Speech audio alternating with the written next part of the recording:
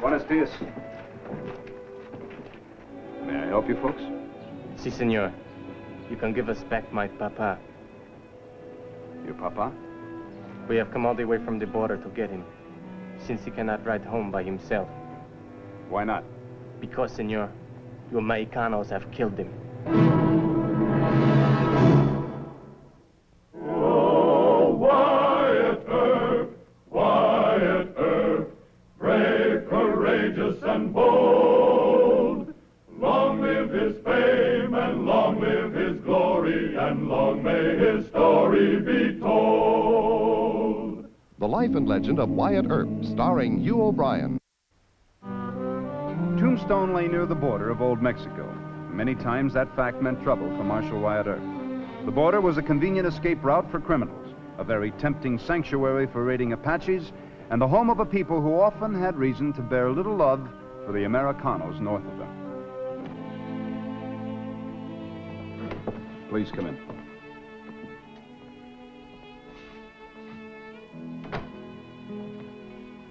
Won't you sit down?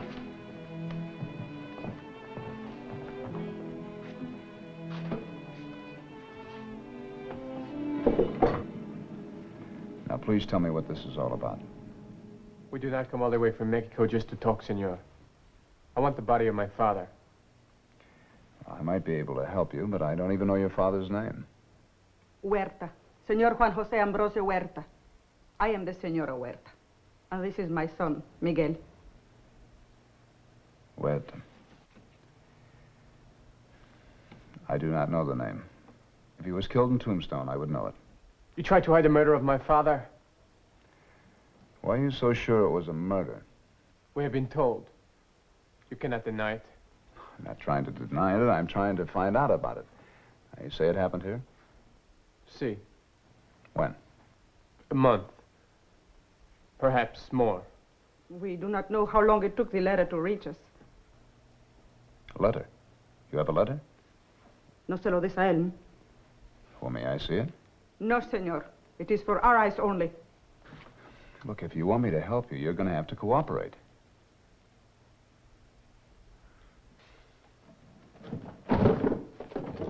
Here. Look at this. These are the names of all the men that have been involved in police business for the past month. The month before that, and the month before that. Go ahead, read it. Tell me if you can find the name Huerta.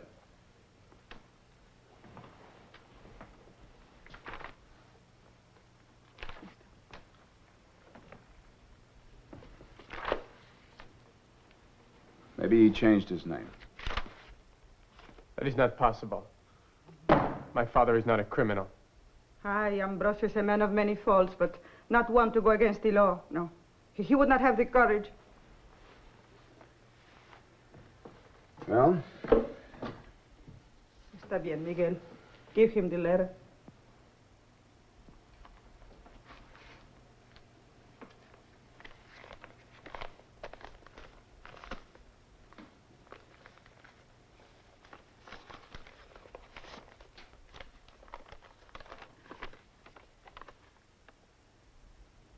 July.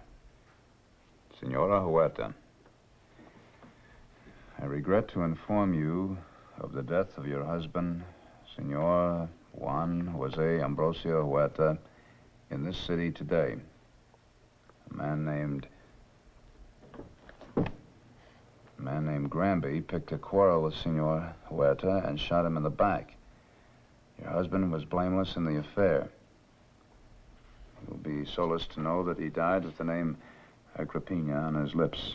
A friend. Do you know who this friend might be? No, senor. The letter was written in English. It was read to us by the padre. The Senor Granby. You know him? The only Granby I know is the foreman at the contention mine. That would be the one. My father came here to work in the mines. Well, I doubt it. Mr. Granby's never killed anybody in his life. It might have been done secretly. Somebody knew about this. If I can find this friend, I might be able to get to the bottom of it. You would avenge my father's murder? If there was a murder. What do you mean, senor? Just that nobody by the name of Huerta has been killed in Tombstone, and there have been no unidentified dead. Then what has happened to him? At least he would have written. Come, Madre. I told you they would not help us.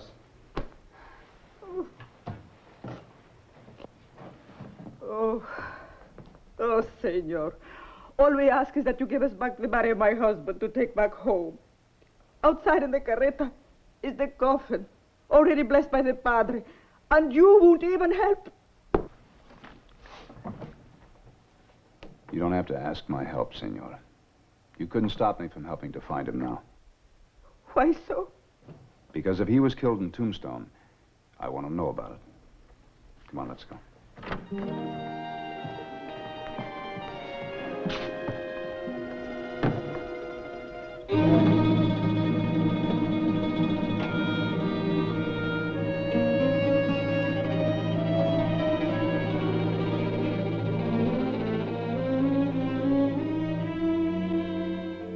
Father, you know of no man being buried in your parish by the name of Huerta? No. No. You have never met a man by that name? No, I'm sorry, Senorita. Thank you very much, Father.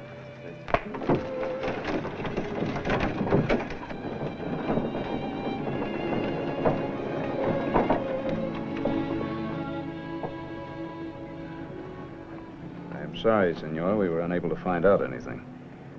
Where will you be? We will camp near the dry river bed. If I do find out something, I'll come to you. Senor. What about Granby? I intend to talk to him. You let me handle this. You hear me? Si, senor. I hear you.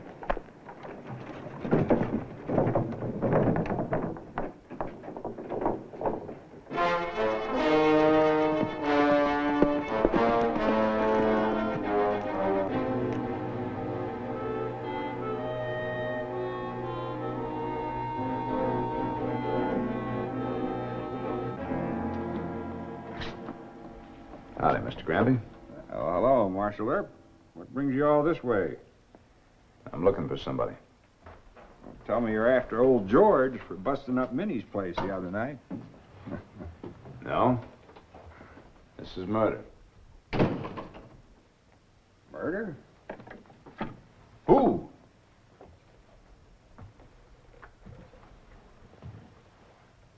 You know a man by the name of Huerta? Huerta? Nope. Who'd he murder? No one. He was murdered. You're looking for the man who did it, huh? Why here? You sure you never heard of Huerta? I'm sure. Well, could he have worked here at the mine not too long ago? Nope. That name was not on the payroll. Can't you tell me what this is all about, Wyatt? Well, Mr. Granby, I don't exactly know yet. Do you have any enemies that would like to cause you trouble? I suppose a man who hires and fires is bound to pick up a few. But none that really matter, I'd say. Am I supposed to have murdered this fella? Something like that. Wyatt, do you think I murdered him? No, Mr. Granby, I don't. Well, in that case, come back again any time.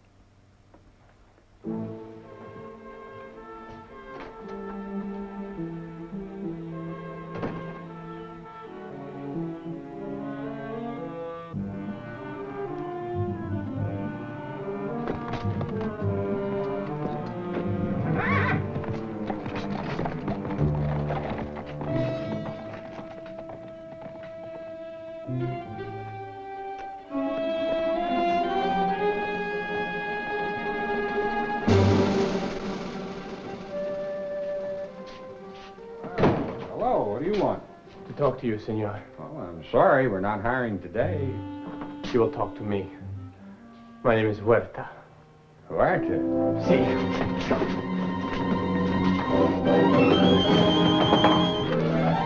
Mike! Wally! Four Queens. 4 kings. Count 'em, Doc. Just isn't my day. You're beginning to look like a plucked chicken, Doc. You can say that again. I'm plucked clean. Never thought I'd see the day I could clean Doc Holliday. I'm not finished yet. Here's Wyatt. He'll stake me. Stake you, Doc? You mean to tell me you won't stake me to the price of a hand or two? Well, I don't know now. All right, I'll give you my IOU. I'm just joking, Doc. How much you want? 50 or 100? 100. I'm in this hand.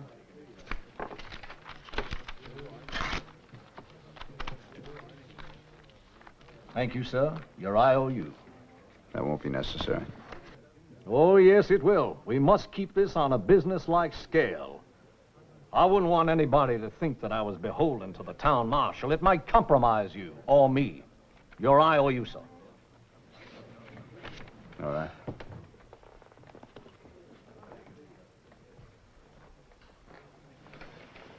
Worried, Wyatt. Want me to check out? No, I can handle it. You open, Doc? Sure. 5. Say, where's Cortez? You mean the El Conquistador? He's out in the kitchen, rustling up some nice, juicy enchiladas. Why do you call him the Conquistador, Doc? Haven't you ever heard of Hernando Cortez, the conqueror of Mexico? Sure. This fella's name is Juan, and he's no conqueror. No? Have you ever seen him with the ladies? Have you ever seen him with an enchilada? Oh, here he is, the El Conquistador. Put it right here, sir, right here. Wyatt, will you join me in these wonderful little old enchiladas? No, thanks. I'd just like to ask Juan a question. Si, senor. Did you ever hear of a countryman of yours called, Huerta? Huerta? No, I do not think so. Does he live here? Well, they said he did. They also said he was dead. I know most of the Mexicanos here. You never heard of him? If I do, I do not remember, senor. Sure you do not want some enchiladas? Gracias, no. 25 to you, Doc. Yes, 25. Count me in. I'll read you.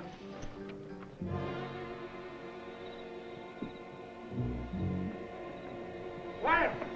Marshal! Mr. Granby, what happened to your arm? That Huerta. He tried to kill me. The boy? Yes, he came to the mine. You've got to do something about that kid. First, let's get Dr. Goodfellow to take a look at your arm. Come on.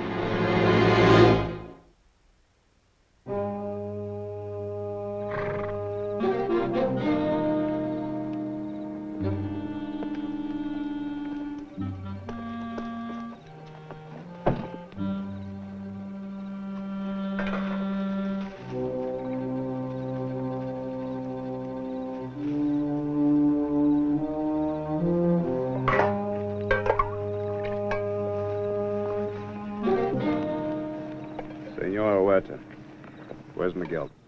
He is not here. You know where he is? I do not, but if I did, I would not tell you. Do you know that he attacked this man here, Mr. Granby? Do you think I blame Miguel? I would gladly kill him myself with my own bare hands. Este asesino. I had nothing to do with the death of your husband. I never knew him. I never even heard of him before today. You expect me to believe that? Yes, before you'd believe an anonymous letter. Maybe there's another Granby. Maybe they got the name mixed up. I tell you the truth, Sonora. I did not kill your husband. I do not believe you. Senora. And you are a fine marshal, protecting him, a murderer. Not giving back to us the body of my husband, my poor Ambrosio. ¿Quién sabe dónde lo han dejado, pobre?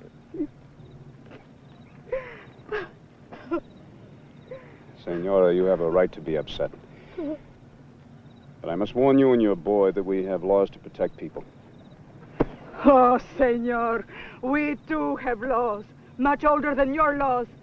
An eye for an eye, for a man's life, the life of his killer. Look, if your husband was murdered, I'll find the man who did it. But you must leave that up to me. You understand that? I have heard you. Mr. Granby does not say to arrest Miguel because of the boy's youth. But I say that I will arrest him if he attacks this man again. Now, you tell him I said that. You can also tell him if he comes near me again, I'll shoot first and ask questions later. Mr. Granby, please. I've got a right to protect myself, Wyatt, and I will. Please tell me where the boy is.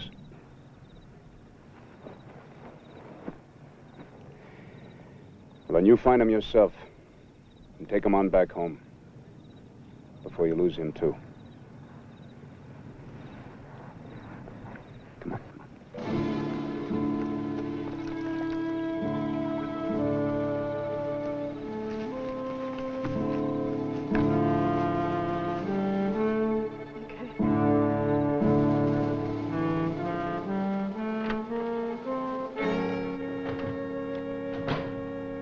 Hi, Doc.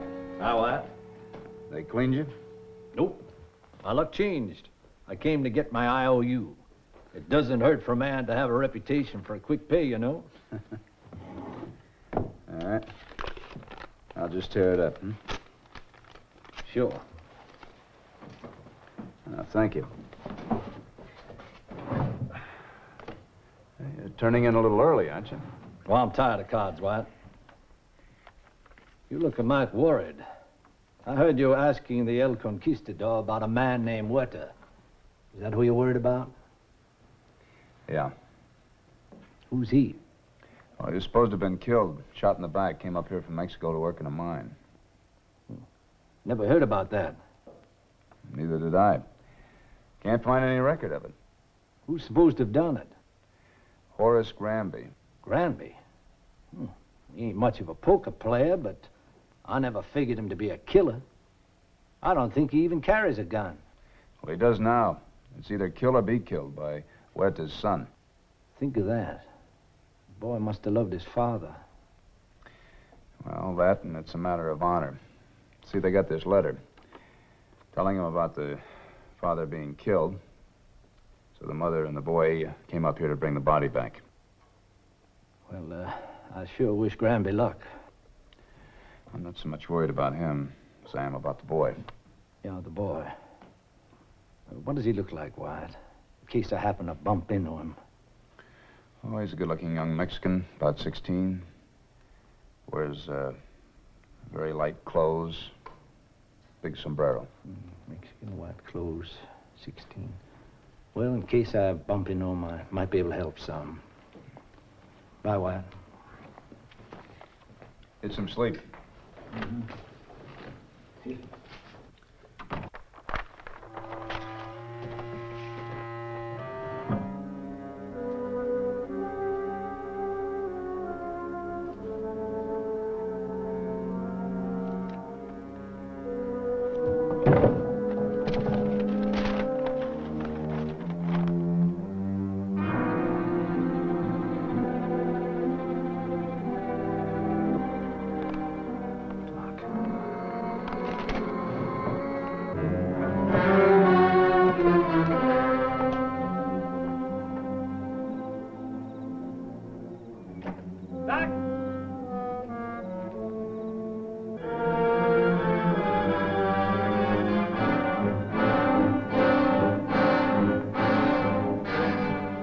Doc, I want to talk to you. How about a drink, Wyatt? Now, you know I don't drink.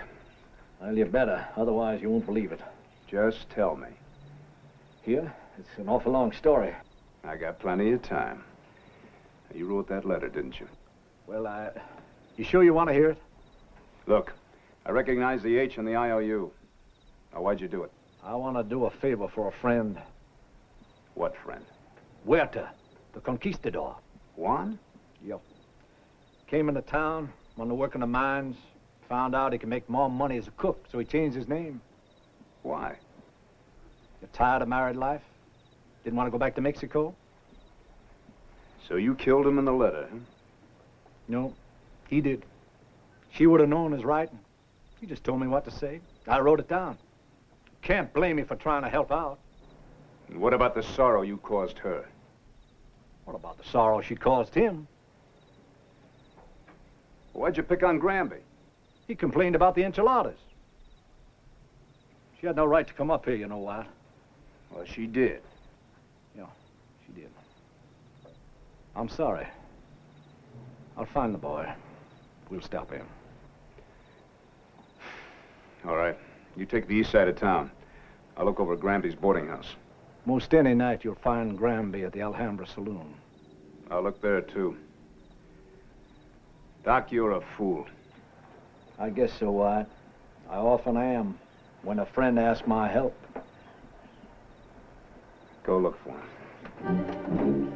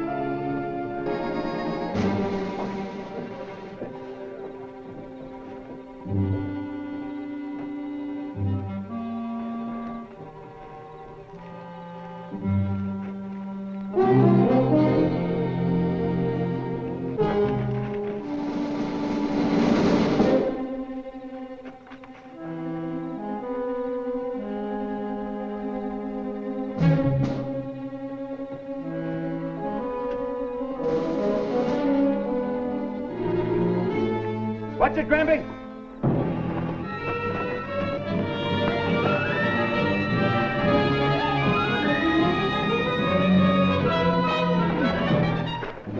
Let me kill him. Because I'm an officer of the law, and killing's against the law. Put that away, Mr. Granby. What about the killing of my father? I can explain that to you now. Never mind the father. What are you going to do about him, Wyatt? This won't happen again, Mr. Granby. I'll say it won't.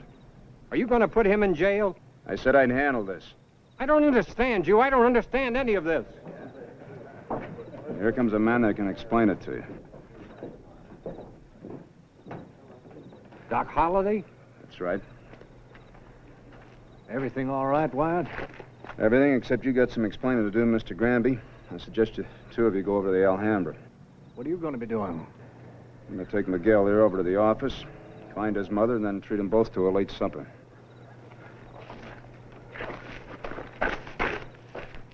Well? Well, let's have a drink, Horace.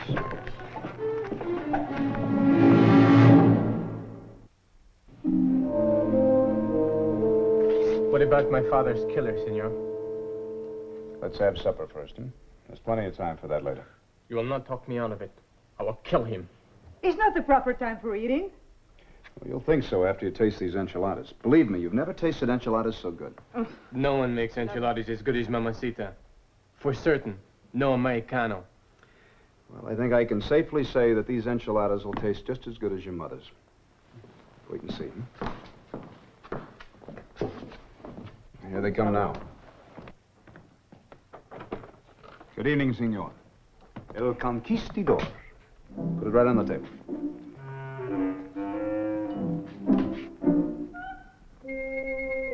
Papa! Lo que ven mis ojos. Agripina.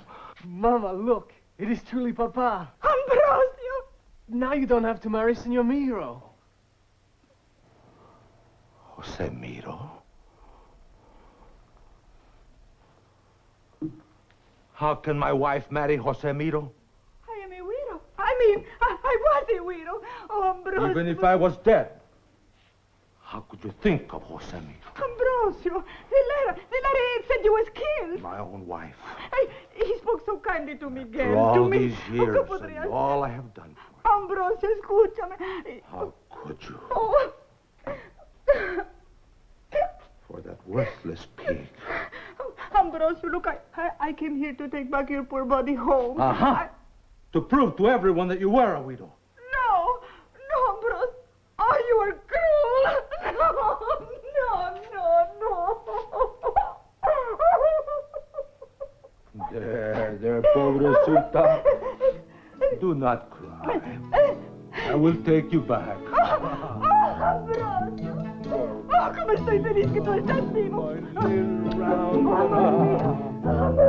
so nice and fat. Oh, Well, he cleaned up the country, the old Wild West country. He made law and order prevail. and none can deny it. The legend of Wyatt forever will live on the trail. Oh, Wyatt Earp, Wyatt Earp, brave, courageous, and bold. Long live his fame, and long live his glory, and long may his story be told.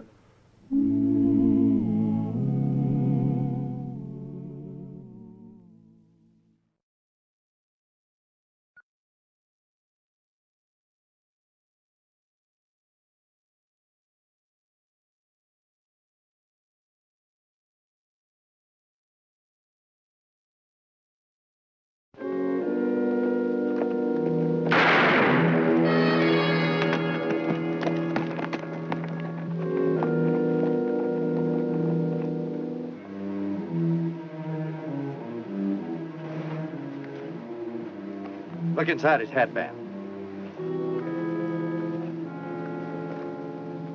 Here it is. Arizona lottery ticket, 875-19. That's it. Let's get out of here.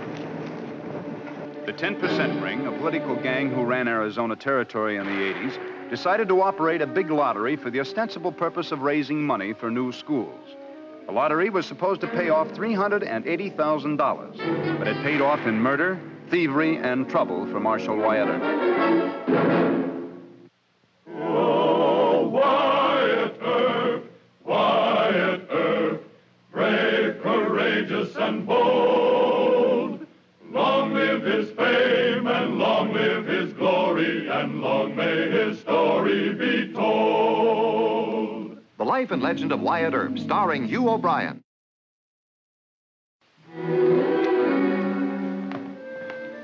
3 murders in less than 5 hours. Cowhand, a miner, and a store clerk. Why? Gun smugglers, maybe. Oh, that doesn't make sense. These were poor men. They had to work hard for the living. Maybe they gambled. With what? Did you ever see any of these? Arizona lottery, Deacon. Of course I've seen them. Why would they be killed for lottery tickets? They haven't even had the drawing yet. How do you know? Maybe that Prescott crowd is a little slow in telling the newspapers the results. The Prescott gang wouldn't get involved in murder. No, it would have to be the 10% Ring in Tucson. You think they've taken over? Why, that Shiloh Smith would try anything. Well, the papers have done said that Governor Fremont himself is handling the drawing. No, he wouldn't get involved in something like that. Granted, but 5 will get you 10 that those Tucson boys must have a man installed somewhere and were tipped off as to the winning numbers and whoever bought those tickets. Let's go check the men that were killed. See if we can find out whether they bought tickets.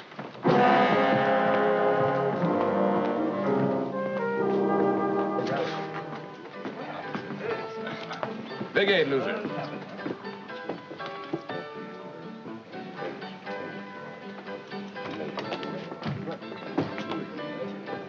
Hello, Mr. Milligan. Excuse me, boys. Johnny, got a deal I want to talk to you about. In the back room. Johnny don't want a deal. What Clara means, Mr. Milligan, is that I'm kind of busy right now. This won't take 2 minutes. All right. Take over, Lee. Johnny, wait.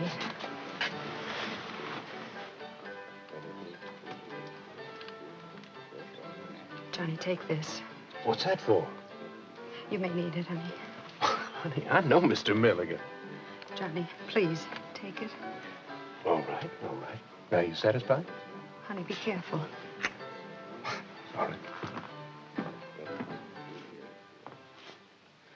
Yes, sir, Mr. Milligan. Now, Johnny, I'm not going to beat around the bush. Want to sell your lottery ticket? My lottery ticket? Well, you got one, ain't you? I might have. Well, I'm buying up tickets. Now, I know you're a bad luck boy. That's why they call you Johnny Behind the Deuce. That's right.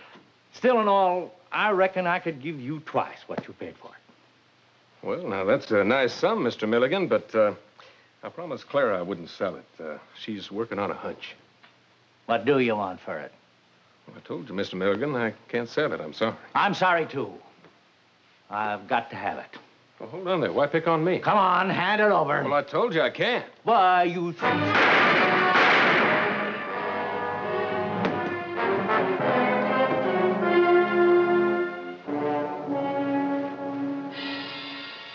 I'll get a good lawyer for you, honey.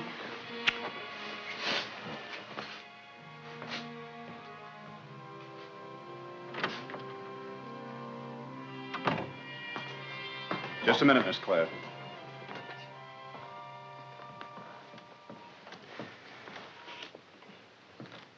You're in love with Johnny, aren't you? I want to marry him. Why? Because Johnny's in a lot more trouble than he realizes. He's still in danger. Did you know that Milligan is part of the 10% ring? Yes, Johnny met him in Tucson. Milligan was working for Shiloh Smith, kind of a big political J. Yes, I know, Mr. Smith. Do you have any idea why he would want to have Johnny killed? No. We bought a lottery ticket. Milligan tried to force Johnny to sell it to him. And when Johnny wouldn't, he drew his gun. Johnny killed him in self-defense. And that's the truth, Mr. Earp. I believe you. Well, I didn't think you would. Well, I do. Now, where do you have the ticket? You'd have to search me to find it. Well, I don't think I'll try that. Look, 3 men were killed because of their lottery ticket. Now, I suggest you hide yours in a safer place. I'll hide it real good. One more thing. Don't try to get Johnny out of here. But I promised him. Believe me, he wouldn't stay alive long if he was out.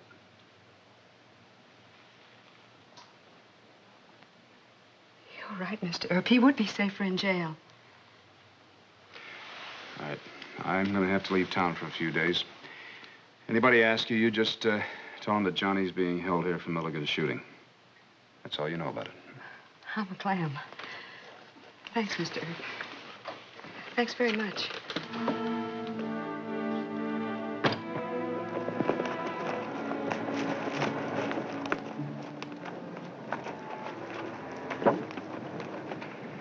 I'll be in Tucson about sundown.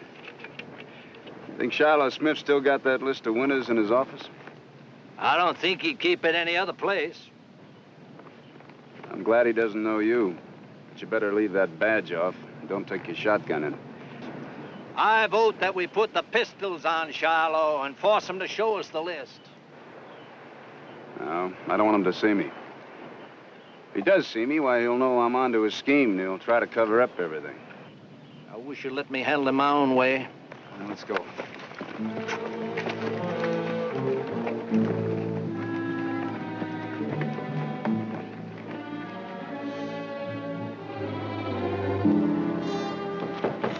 Yes? Well, what is it now? There's a big hayseed out there. Says he has to talk to you. Says it's important. All right, I'll see him. But don't let anyone else in. Close up and go on home. Yes? Mr. Smith will see you now, but only for a few minutes. Come in. Well, thank you kindly. Well, my friend. Now, what can I do for you? Well, sir, I've been cheated in that there lottery. You've been cheated? Yes, sir. I'm astonished. 5 tickets I bought them. All of them sure winners, too. Now, why ain't I been paid? Well, now, that's simple, Mr. Jones. Ezra T. Jones. You see, Mr. Jones, the official drawing hasn't even been held yet. Well, that ain't the way I heard it. They tell me them winners was drawed over at Prescott several days ago. Who told you that? Well, the same fella that told me I had them winning tickets. He seen the list. Well, that's news to me. Oh, you're the high monkey monk around Tucson, ain't you? Looks to me like you ought to be able to get a hold of that list. If there is one, I might be able to. But the winning numbers will be announced in the newspapers, and there's no reason why you can't wait. Watch the doors. I'm going to search in first.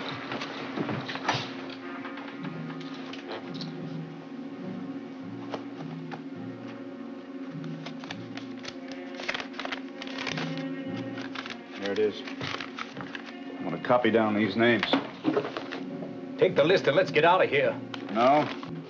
I don't want him to know that Whoever slugged him found this paper.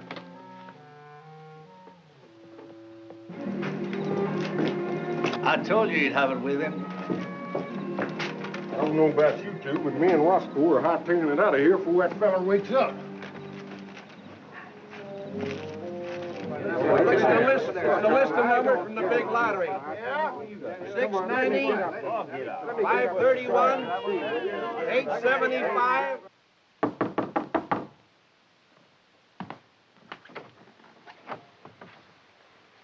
Mr. Annings? Yes? My name's Marshal Earp. You're the assistant manager of the lottery, aren't you? Yes, I am. Come in, Marshal. Thank you. What can I do for you? Well, sir, you can tell me when you're going to pay off the local winners. Well, as soon as the money reaches the Tombstone Bank, tomorrow. I'm glad to hear that. Can you give me a list of the names of the winners? Well, the only list of names is of the original purchasers, and it's in Prescott. But I don't need it. You see, we don't pay by names. We have to pay by winning numbers. How's that? Well, lots of folks sell and resell their tickets, Marshal. It's a rule of the lottery to pay by number. I see. Well, I'll be at the bank tomorrow when you pay off. Glad to have you. Thank you.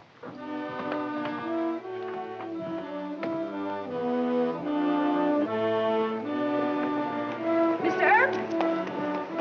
Mr. Earp? Howdy, Miss Claire. Johnny's ticket just won. I just saw the number at the newspaper. Congratulations to both of you. Oh, isn't it wonderful? Just imagine, $15,000. We can do anything we ever wanted to. Say, have you got that ticket safely hidden? Oh, yes, I have it in my room. Do you know Mr. Ross at the bank? Uh-huh. Well, you take that ticket and put it in an envelope and go over to Mr. Ross. Tell him I said that he should put it in the vault for you.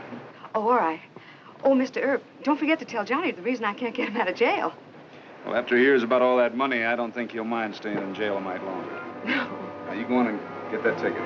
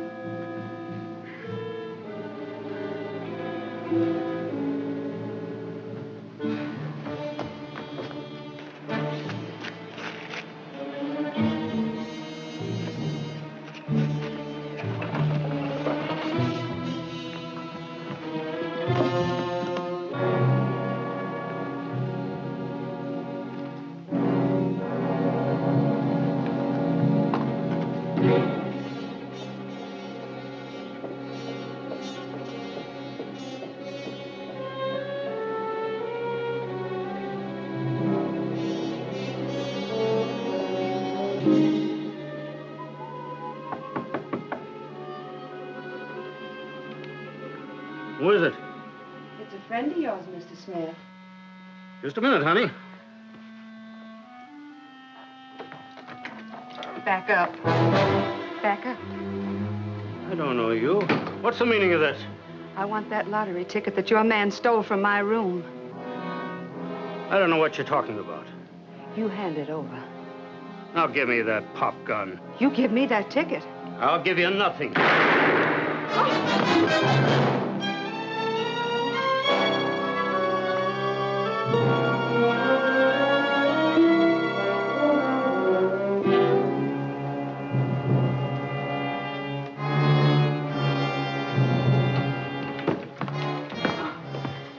He took Johnny's ticket.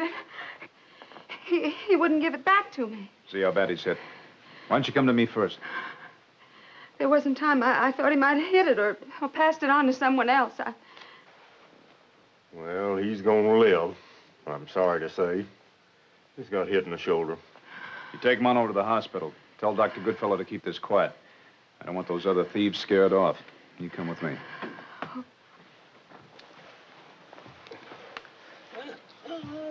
Okay, come on, Shiloh. You ain't hitting the legs. All right, break it up. Go on, break it up. There's nothing to look at. They all got homes to go to. Go to 'em.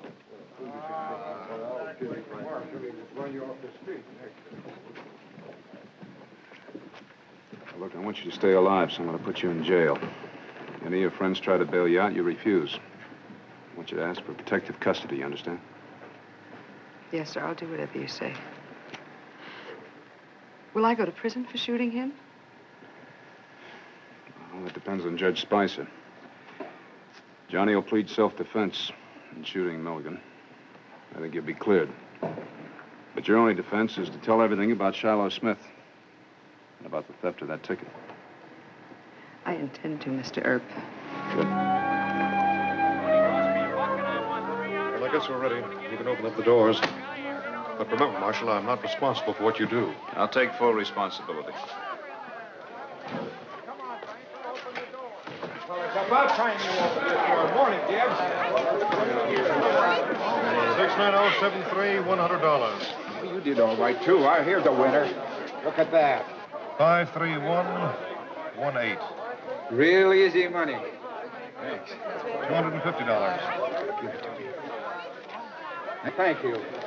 Marshal Earp, I'll buy you a 5-gallon can of milk. Thank you, Ethan. You're welcome. Hello, Doc. 115-8. Oh. $5,000.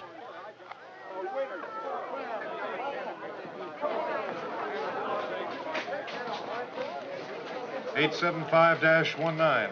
$10,000. You men are under arrest. Hold it. Hey. Get over there. I ain't dying for Shiloh Smith. You better say that in court. Those tickets don't belong to you or Mr. Smith. They belong to 2 murdered men. Now go on.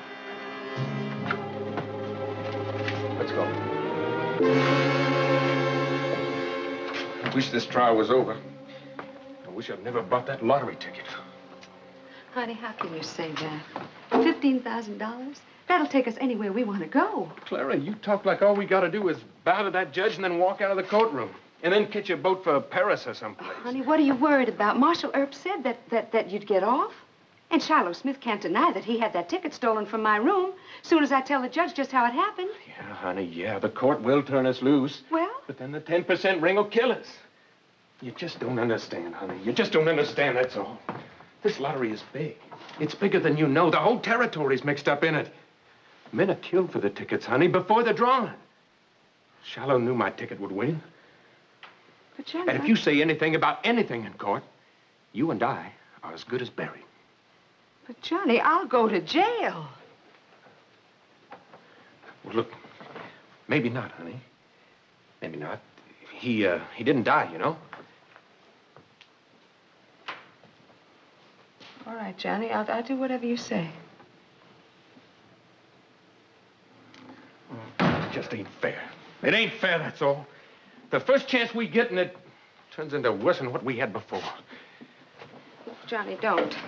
I love you no matter what happens. Well, I love you too, Clara. More than you know. That's why you gotta do just exactly like I told you. All right. All right, Johnny. Johnny, time for your trial, son. Good luck, honey. And, Miss Claire, Marshal Earp won't see you before your trial starts, so if you please, we'll just wait out here.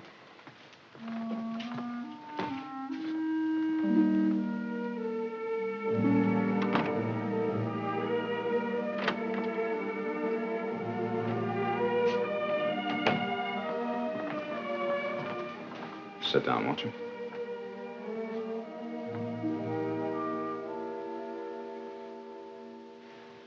I talked to Judge Spicer.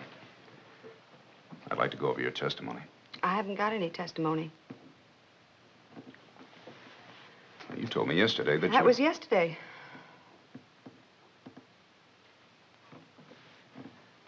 Somebody threatened you? Look, Miss Clara, I have no proof without you. I need your testimony. And I need to stay alive. Well, I've thought about that. I'll bet you have. You win your case and Johnny and I'll go free. Only where are we going to go? We couldn't stay in Tombstone, and we'd never get out alive. I think you stand a good chance for acquittal.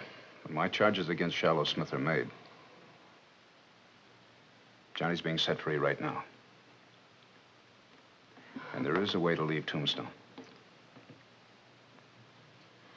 They'll be watching the stage lines and the roads. How?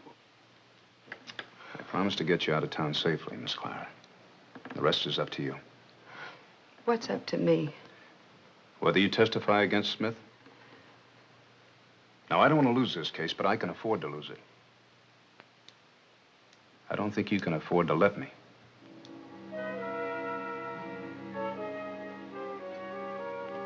It's time you were in court.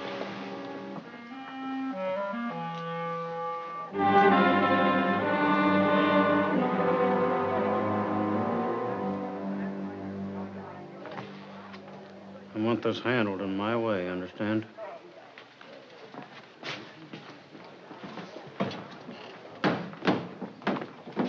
If the court please, Your Honor. Proceed. I represent Mr. Smith, the complaining witness. He does not wish to press charges against Miss Nelson. I see.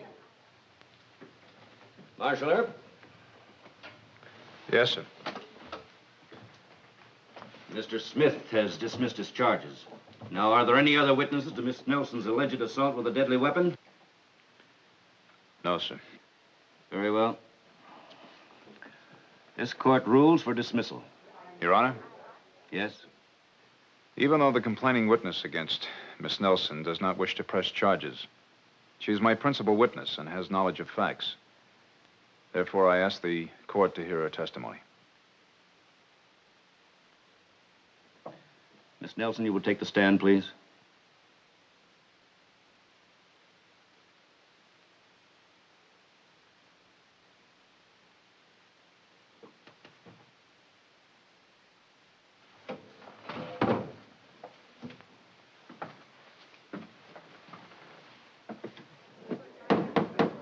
Order. Continue, please. When I asked him to give me back Johnny's ticket, he wouldn't do it. I saw the man that hit me hand it to Mr. Smith, so I knew he had it.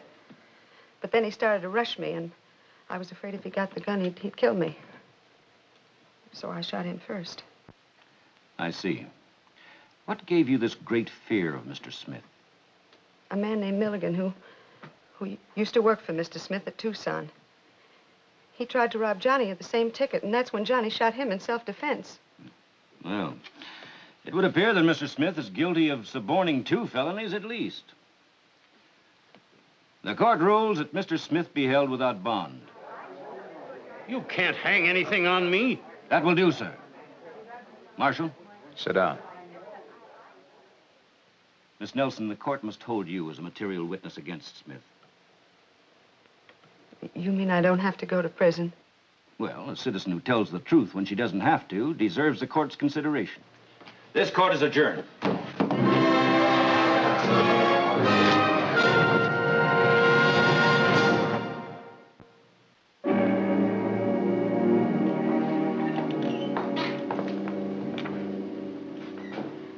Thank you, Miss Clara, for all your help.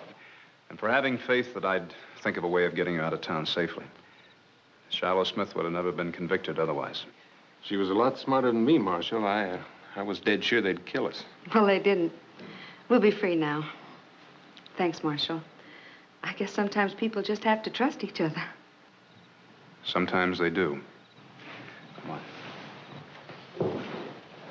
What's your head? Now, don't make a sound until you get outside of town. The hearse won't talk if you don't. All right. Thanks. Thank you, Marshal. Walk him slow until you're way outside town.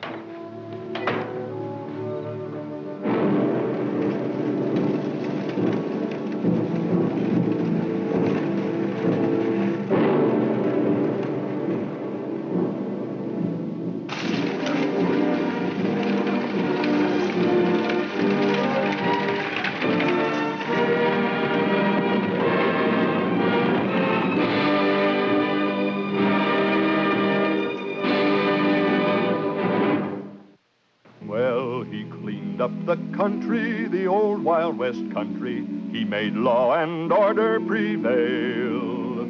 And none can deny it, the legend of Wyatt forever will live on the trail. Oh, Wyatt Earp, brave, courageous, and bold. Long live his fame, and long live his glory, and long may his story be told. Long may his story be told.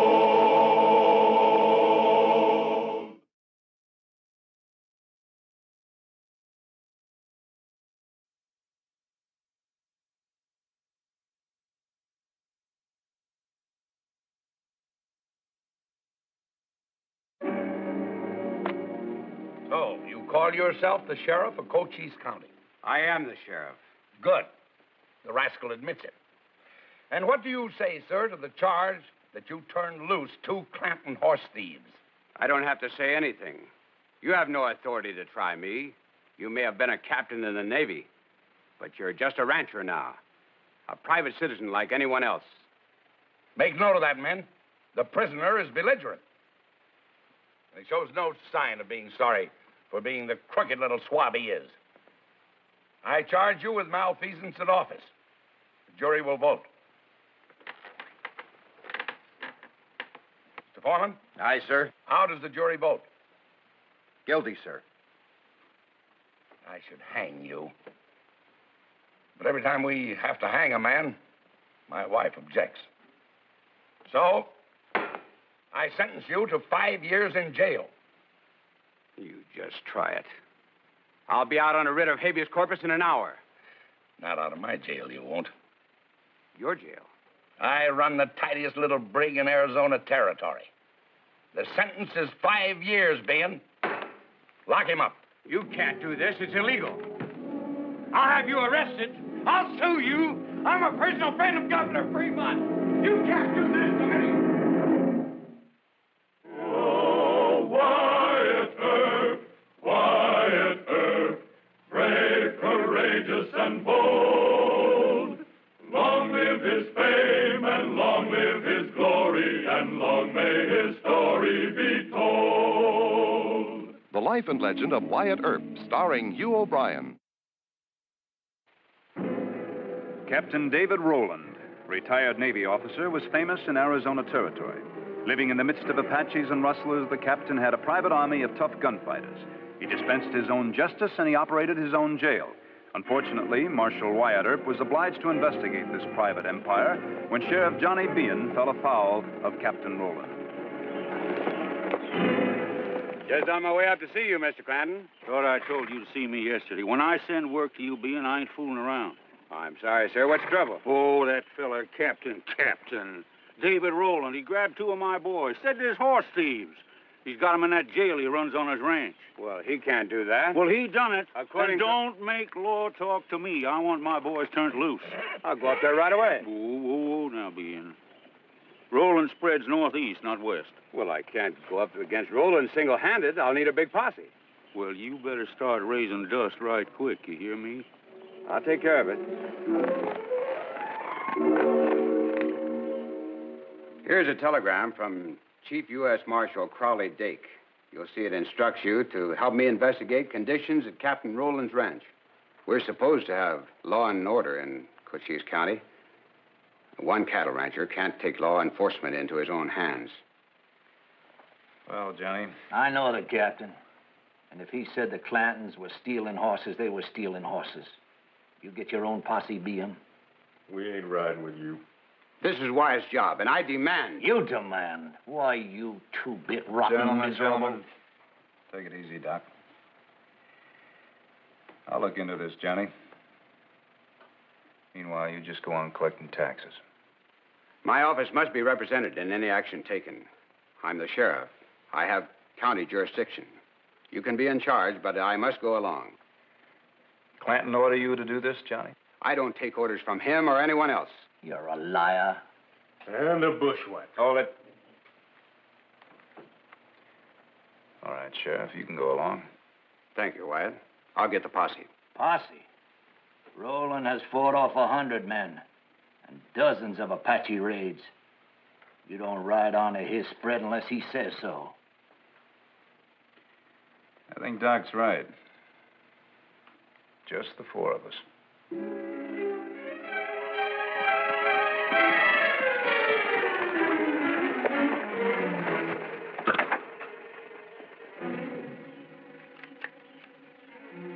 This is impudent nonsense. Really? Then go right ahead, Johnny.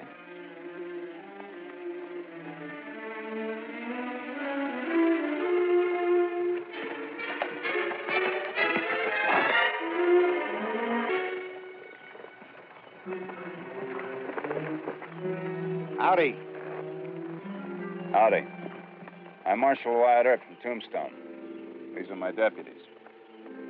He's Sheriff Bean. I guess they're Johnny Laws, all right. Does the captain know you? He'll know me. I'm Dr. John H. Holliday.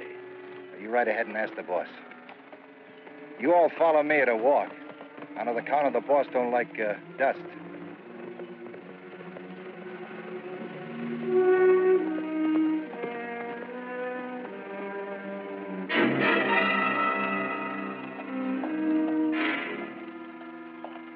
The captain will see Marshal Earp and Dr. Holliday.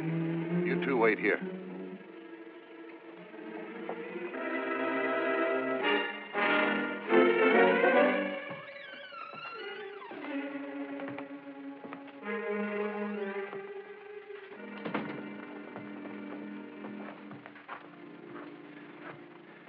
Lovely home.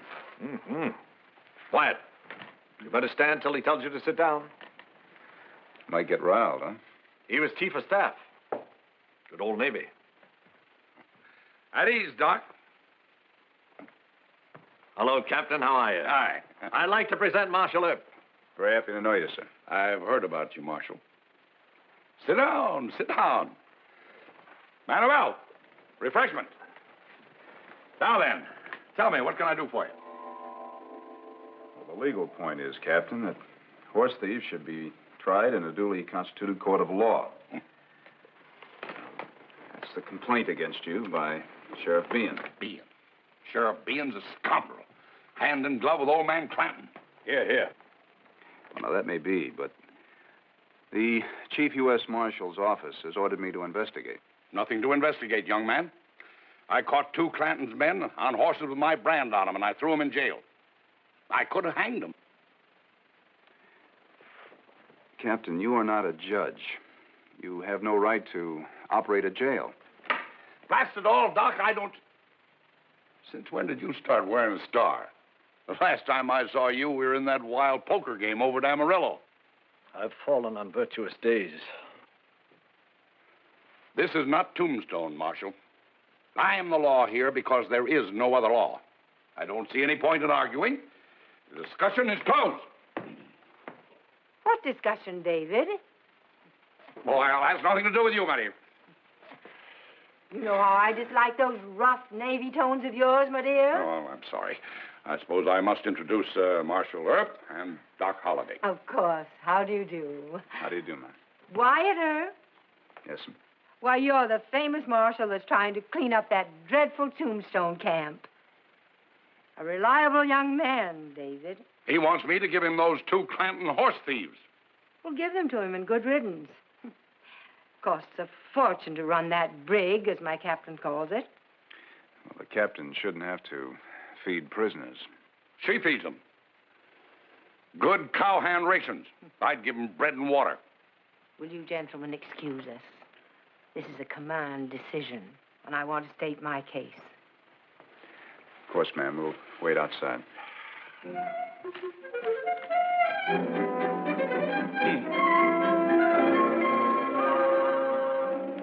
Marshal Earp, I want your word that these two men will be held in Tombstone Jail until they can be tried. You have it, sir. Captain Rowland, I'm Sheriff Bean. Get off my property!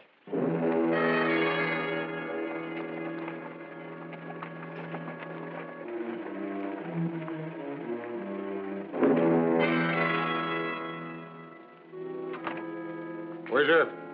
Out on patrol, he said. Holiday and Gibbs, they around? Doc's in a faro game over at the Alhambra. Gibbs is putting his mule to bed. Good. Here's writs of habeas corpus for the two Clanton men. Get them out.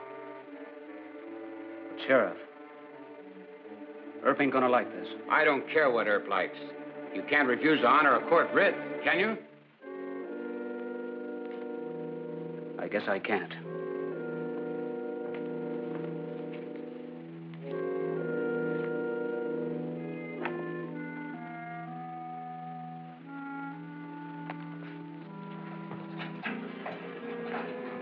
Hurry it up. There are two horses at the rack outside. Take them and get lost. And stay lost.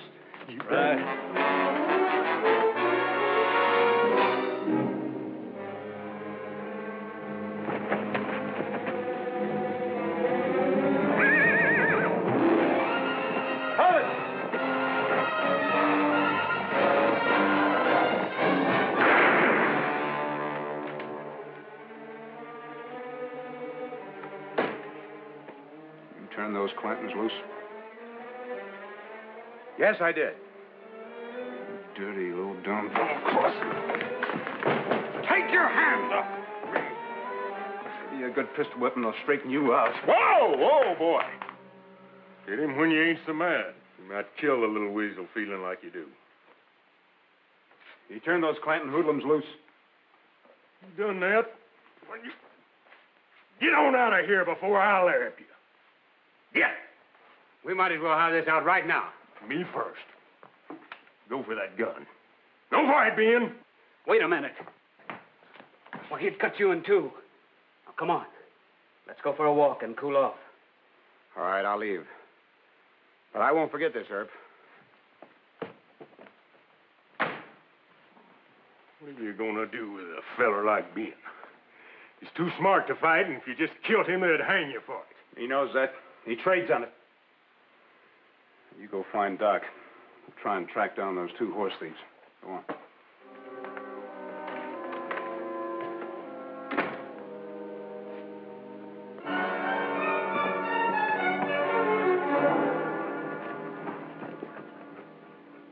You got a lame horse.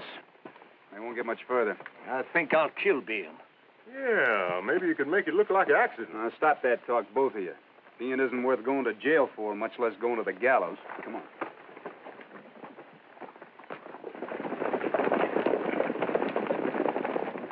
Hey, ain't that Captain Rowland? Yep. If I know him, he probably left twice as many guns just outside town. I wonder who he's after. Not me, thank goodness. Sheriff, you'd better slope out of here. Why? Captain Rowland. He's right outside the courthouse. And he's mad. I'm not afraid of that loud-mouthed ruffian. You forget I happen to be sheriff of Cochise County.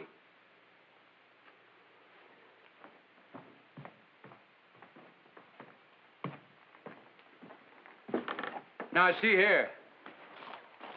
Put him on. Put him on. You must be crazy. What are you going to do? I'm going to take you to jail. A good jail.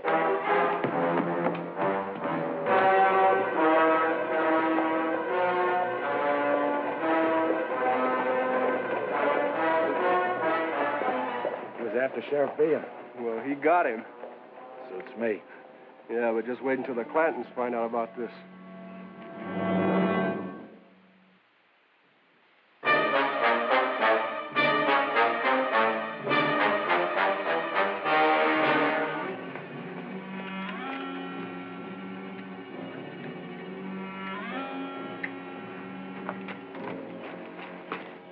This time, let Roland hang him.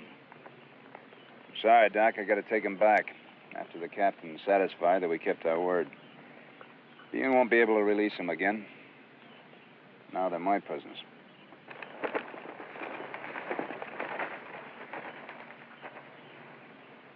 Captain will sure be glad to see you. He's been biting 10-penny nails. Oh, then he knows they were released. We got the word last night. He'll sure feel better when he sees you caught him. Let's shove off, huh?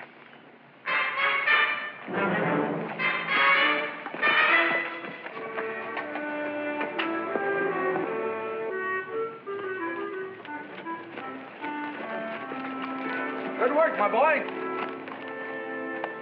You keep your promises, I see. I try to, sir. Bosun, lock him up in the brig. They can keep Sheriff Bean company. Bean? Here? Yes, here. I tried him for malfeasance in office. Found him guilty. Gave him 5 years. Oh, I gotta see this. Well, I'm sorry, Captain, but... This is no time for argument, Wyatt. Don't you want to see Johnny behind bars?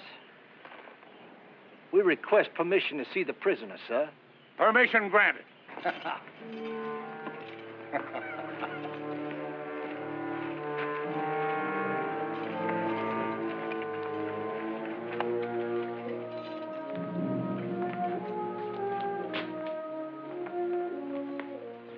Hey, fellas, look at here. Well, well. I didn't think I'd ever see the day.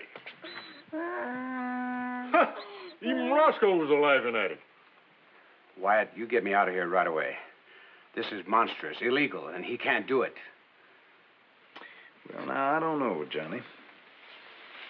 You know, bars kind of become you. Fellas, don't you think he looks kind of good behind bars? That's right, Wyatt. It's kind of ultimate justice. That's enough horseplay. I'm an officer of the law. You tell that wild man that I'm to be released at once. At once! Well, now, I don't have any influence over the captain, Johnny. Isn't that right, Doc? That's right. I think we ought to leave him here, Wyatt. Wyatt, you see this letter? It's to Governor Fremont. If he has to send the army to get me out of here, how will that make you look? I'll see what I can do, Johnny. Come on.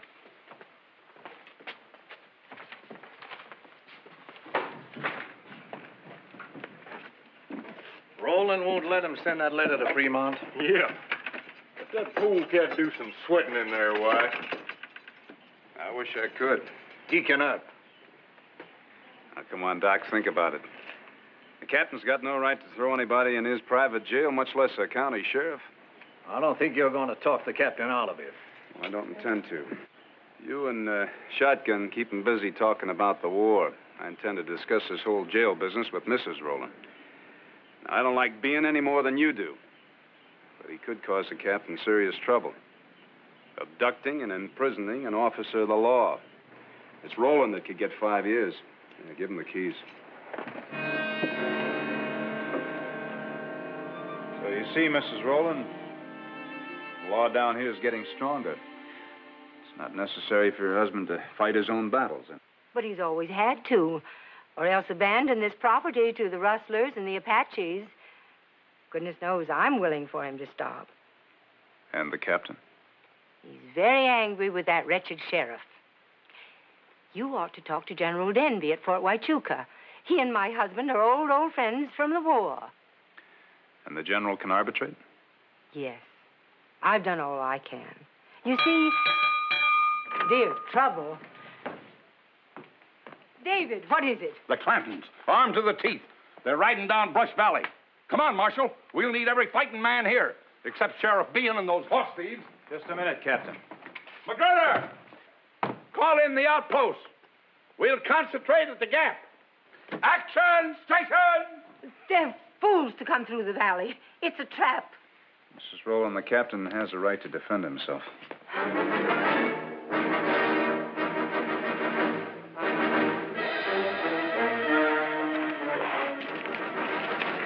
Papa, the boys don't think Roland will fall for it. You tell them to stop thinking. We'll keep him busy over here while our boys from Cottonwood Springs jump that ranch house from the other side.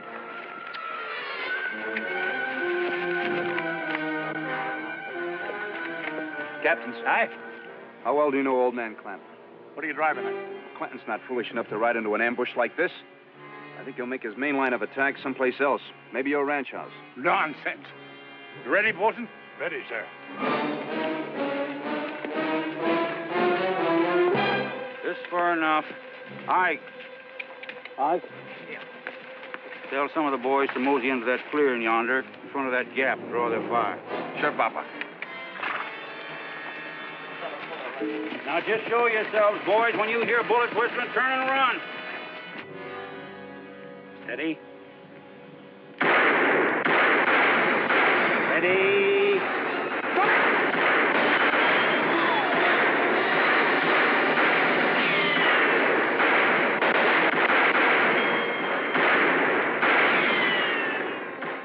Hit the ground. Bring them two boys back here. I'll see what I can do for them.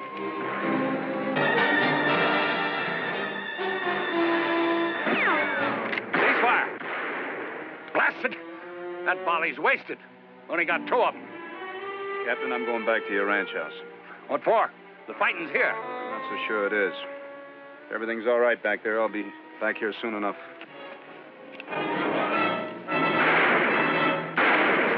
Come on, we're going to make a run for our horses.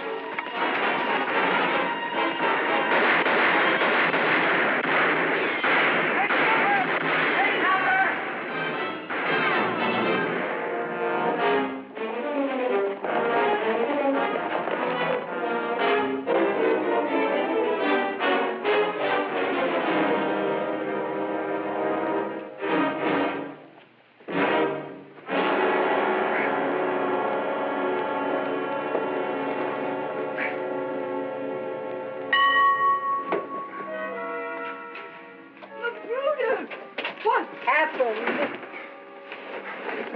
They broke through the back way. We've got to warn the captain. Ring the bell.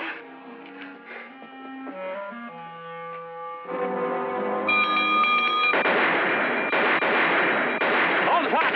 Hold it! That's the bell. Earp was right. Bolton, take charge here. Keep them cannons pinned. Yes, sir. You, come with me.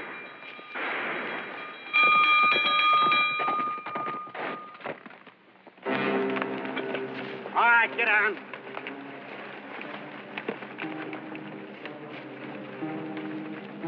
Spread out. Keep your guns ready. We'll rush the gate. Then we'll go in and tear the whole place apart. Come on. Doc, watch the gate. Marshal, if they shot the guards watching the back road, they're almost here. I knew it.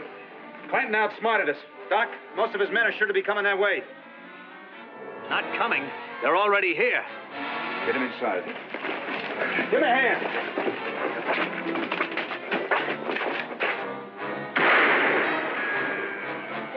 Inside, boys.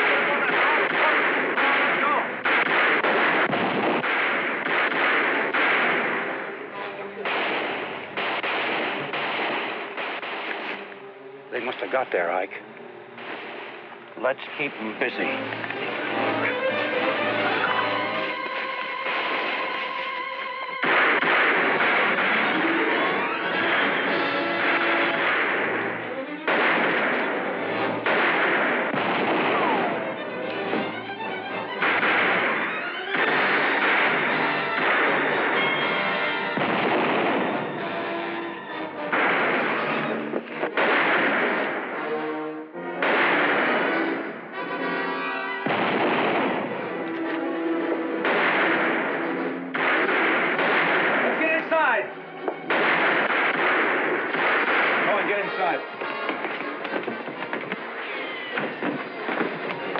No, Mrs. Rowland. I can shoot a gun. No, you just reload for me. I don't want you hit. Go on.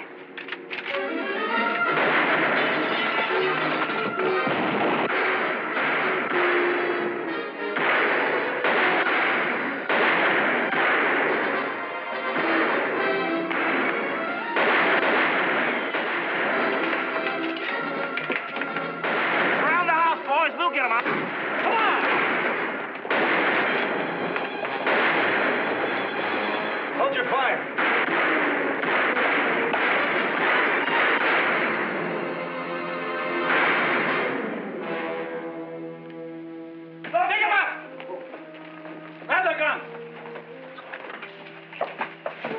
My dear, are you all right? Of course. I'm all right. I'm sure glad to see you, Captain. Where's Magruder? He's inside, sir. He's badly hurt. Come, darling, I'll show you. Come along. Sit down, shotgun. I'll fix that iron.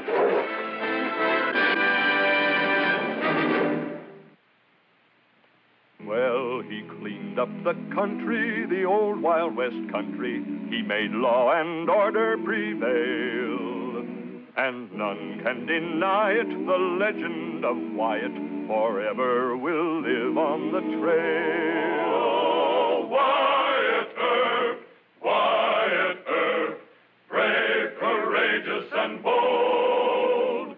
Long live his fame, and long live his glory, and long may his story be told.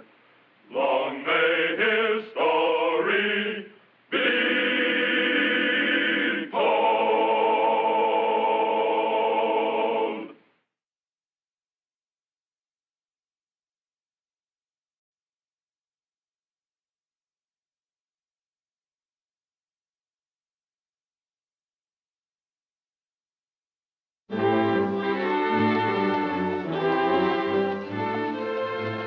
Hey, Mose. Looky who's coming to town. That there's a listener. The listener? Yeah, he just got back from leading the soldiers. Caught them renegades, Francisco and them. Why do they call him the listener? You see that neck string around his neck? Did you ever see a set of beads that looked like that in your life? Can't say.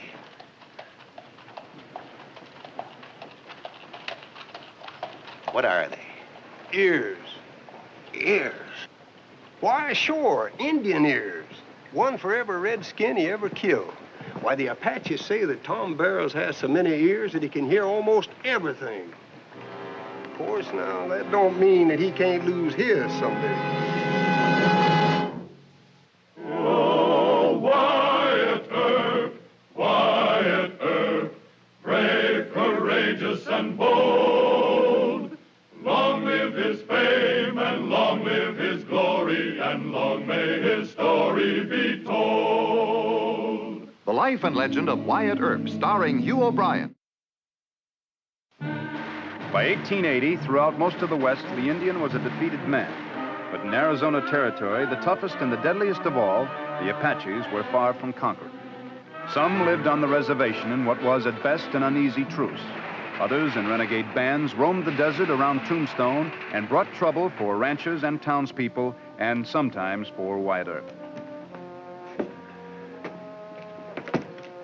Oh, hello, Marshal Earp. I figured you'd be here after you got finished with Francisco's bunch. Oh, you heard? Papers carried the story. Spell my name right? That was some job. Good to be back, eh, Tom? What do you think? 2 months out. I need a drink, and I'm a little itchy, too. Well, now, you come to the right place, listener. We got exactly what you need. I'm only stopping for one drink. You ain't got nothing in this town that I ain't got more of and better up to my place in the hills. Oh, you mean that pretty little Indian gal? Say, I hear she's some pumpkin, all right.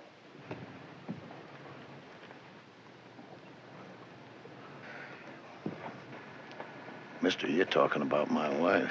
Now, I didn't mean nothing by that, Tom. Now, there ain't nothing wrong with that. Of course you didn't, friend. Now, where's that firewater, huh? Come along, Marshal. I'll buy you a drink. No thanks, Tom.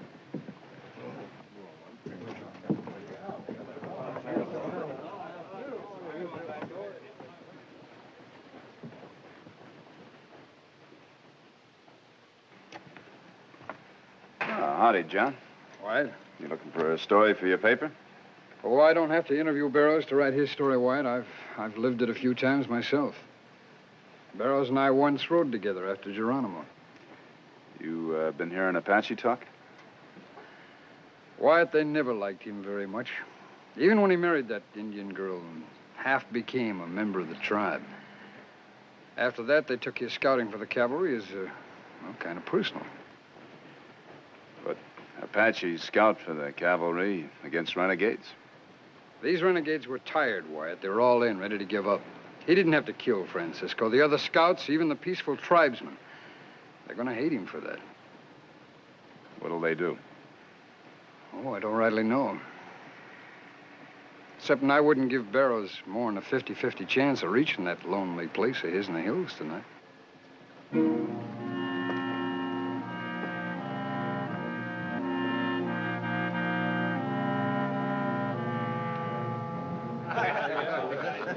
Well, but don't believe all you read in the newspapers.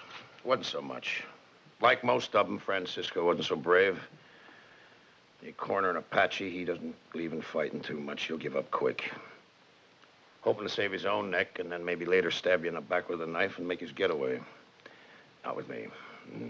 No, sirree. Not with you. This here Apache didn't get away with nothing like that. What'd you do, listener? Well, when he came out of the brush with his hands clawing and scratching at the sky, I just gave him a bellyache. 30-30 bellyache. Wait a minute. I figure he had it coming. All those women and kids that he slaughtered. Saved you taxpayers' money, too. Well, you change your mind about that drink, Marshal? No, thank you. I just thought we might talk a little bit. Sure.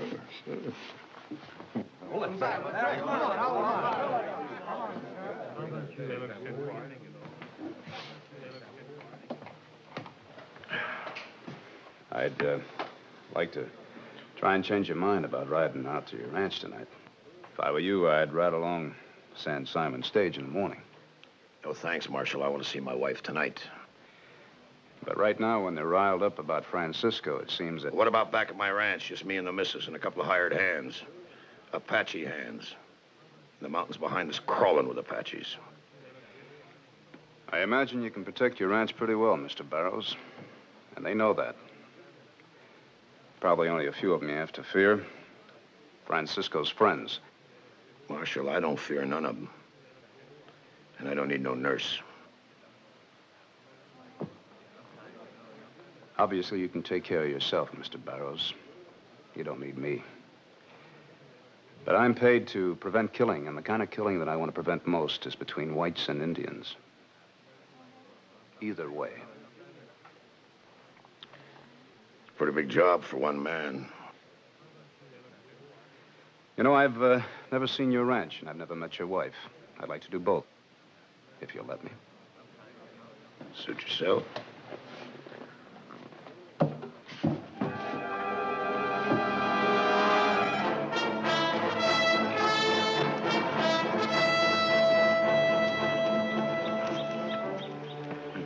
What is it? Apaches.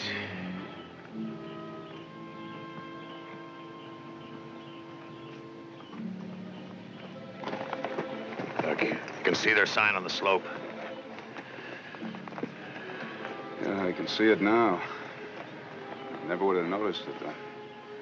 The air's full of Apaches. You don't like him at all, do you? Why should I? Well, I just thought, spending so much time with him, Because I married one? I'll tell you about that. You don't have to. I didn't ask you. I'll tell you anyway. I'm not ashamed. When I took her, there wasn't a white woman within 1,000 miles. What lily-handed schoolgirl would agree to live the way I live out here? As long as you're both happy. Happy? That's something I don't know too much about. But she's plenty woman. She cooks good and she sews good. She takes good care of my place when I'm gone.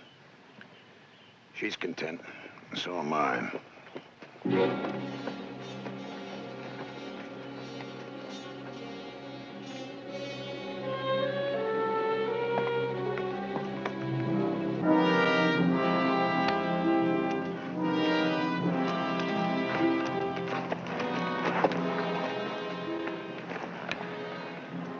Why, they're going away. They came back down the draw. That means they've been here and done what they wanted to do.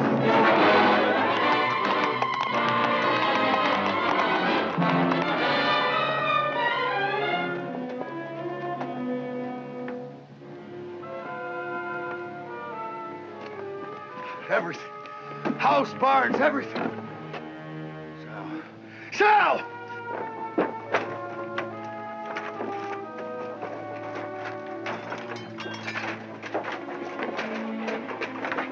Sal. Here, Tom. Oh. Sal.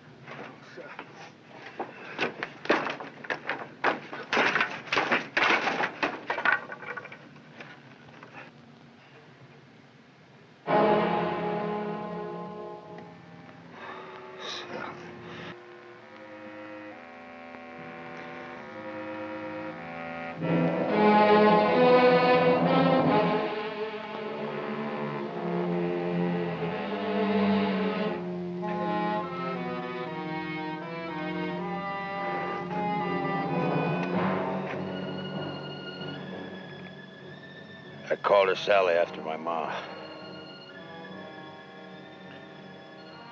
Francisco's clan.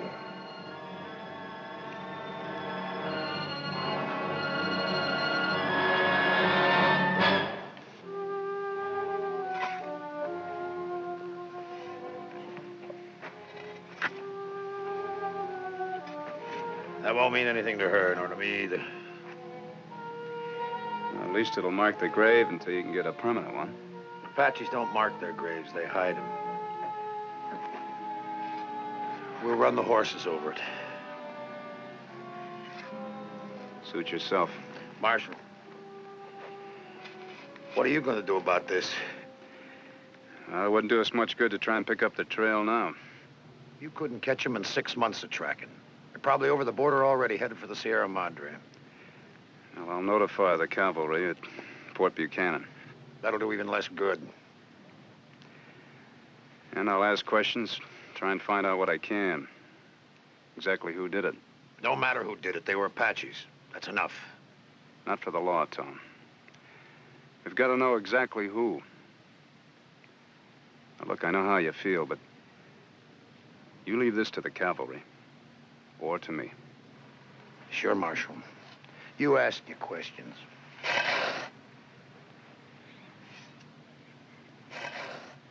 Tom, I'm sorry. Sorry, why? I can build me another ranch. I meant about Sal. I can get me a new squaw, too, just as good. To serve you and be content, like an animal? Sure. Like an animal, why not? You didn't love her at all? Love? An Apache?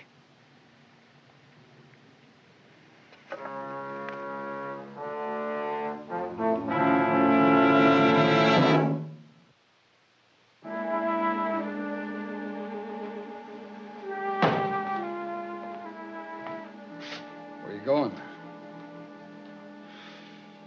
Right up to the reservation, ask questions. That's fool's errand, White. They won't know anything. Well, I have to try. For Tom Barrows? No. For me.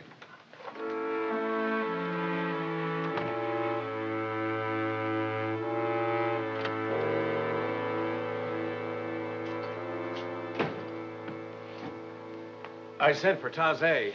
Asked him to come over here and meet you. Taze. He's the oldest son of Cochise, isn't he? One of the most influential of the chiefs since the old man died. And one of the few who works for peace. But this is a special case. Barrows? Yes, Barrows.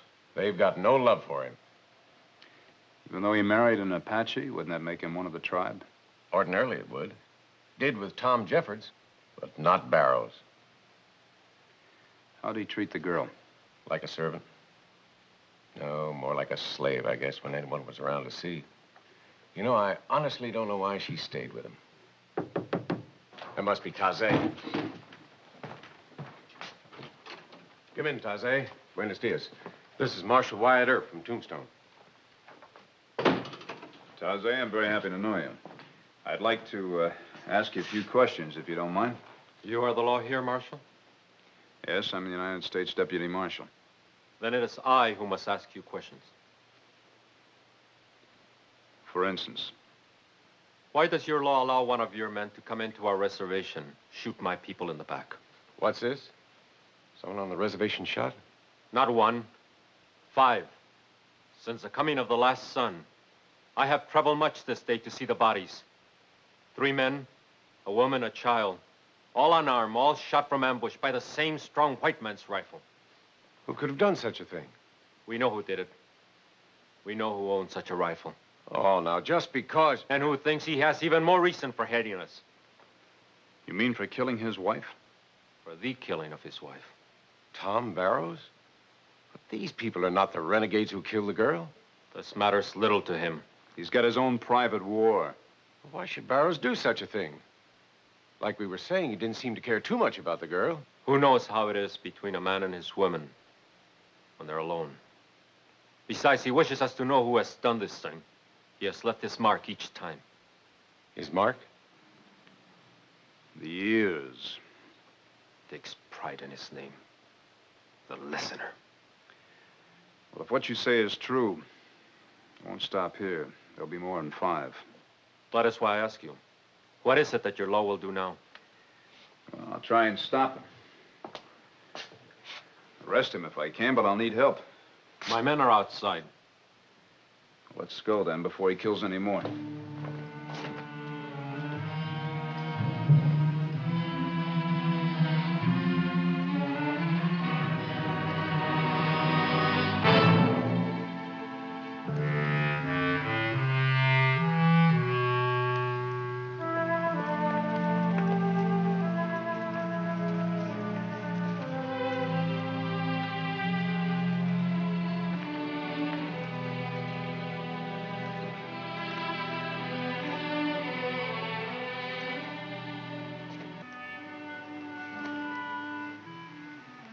The year. Tell every man in your clan, find Barrows. They will find him. This man who makes war on women carrying water. They must not kill him. They must bring him to me, to white man's law. That's very important. You wish to save the life of this killer? The law says there must be a trial. Did she have a trial? Taze, rules must be followed, as in your ancient ceremonies. I cannot promise. These scouts are Apache warriors. Some are kin, other friend to the dead. Tell them anyway. You and I will try and find him first. Take him ourselves. Busquen este hombre. Tomen el cuerpo.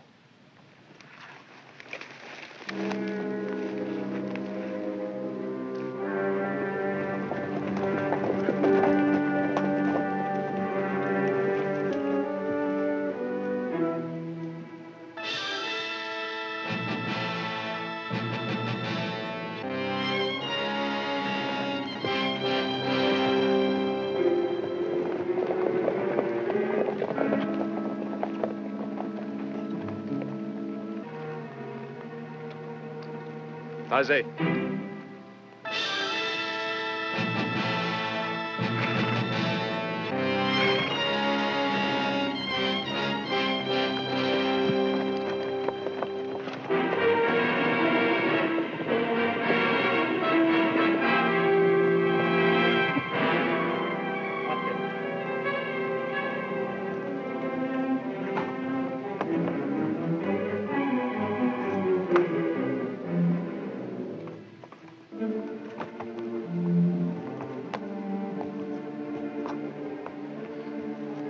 Wish I knew what was going on up there. Taze isn't talking, but I think we're close. They got Barrows on the run, no doubt about that. He's probably trying to lose himself in these hills. That's a laugh. Why?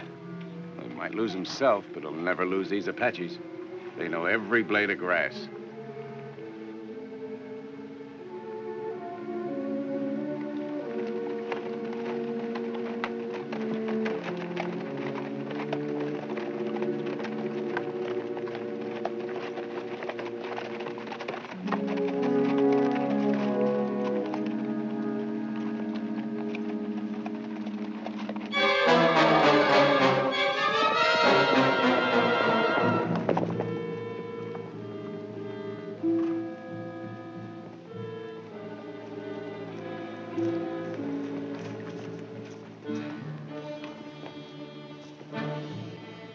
These ears he didn't get. close? Didn't have time. He's very close.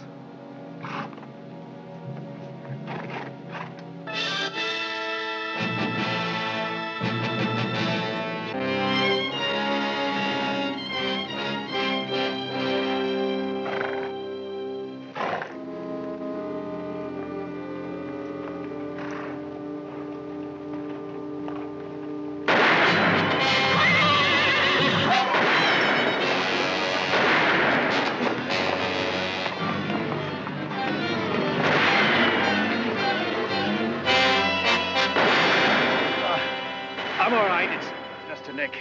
Afraid it won't be much help to you now. I got plenty of help. Sure you're gonna be all right? Yeah. Go on.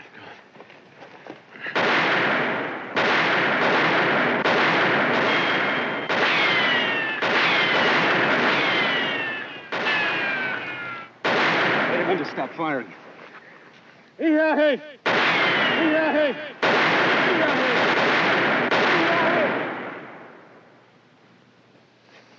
What is your plan? You found him. Now he's mine. You think you take him alone? I'm gonna try. No use any more of your people dying. And you? He will not mind killing you. Just tell me exactly where he is up there. Between those two rocks, next to Boulder. Good place for him. Bad for you.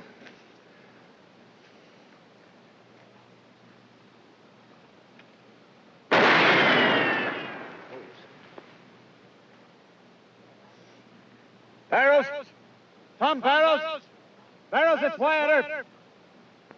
Tom, you hear me? I hear you, Marshal. You should have stayed in Tombstone. You're surrounded. Give yourself up. And rot in your filthy jail? No thanks. Tom, you haven't got a chance. There's as good a way as any to end it. And as good a place, too. I can take a few more of those devils with me. So tell them to come on. Send them all. No, Tom. I'm the one that's coming.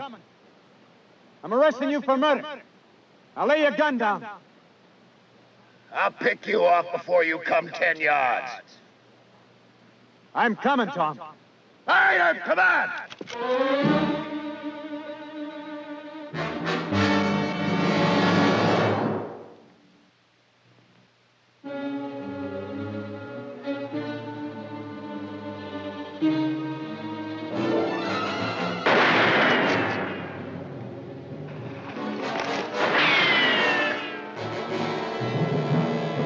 All right, Earp. You want to be a fool? Come on. I'd just soon kill you as anybody.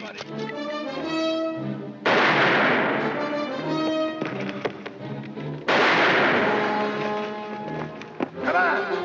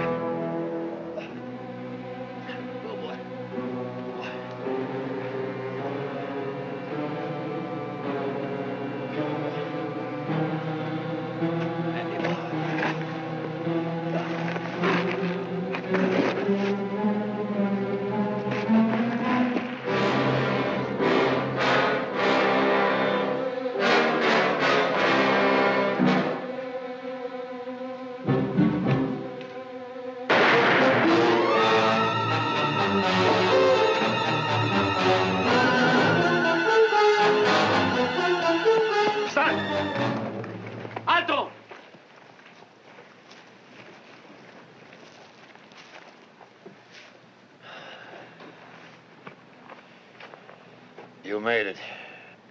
I'm sorry it had to be this way, Tom. Better this way than the rope. You knew it had to be one or the other, yet you did it. Why? Sal. But you said you didn't care for her. That you could find another squaw just as good. I lied to you, Marshal. I loved her. I did. Go ahead and say it. Say what? What you're thinking.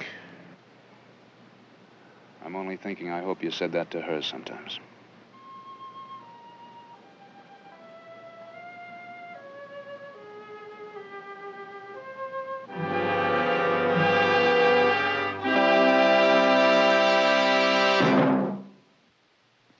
Well, he cleaned up the country, the old Wild West country. He made law and order prevail.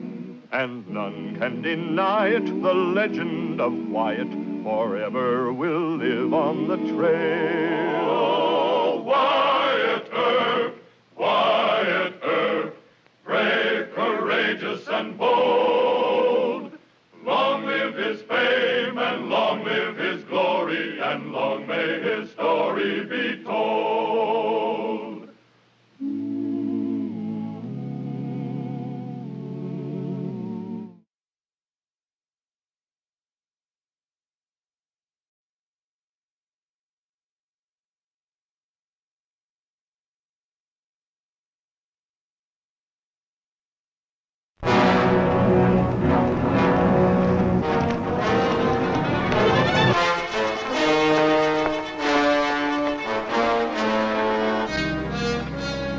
That's my buntline you're wearing, isn't it? I guess it is. If your name's Wyatt Earp. Climb down, Sonny.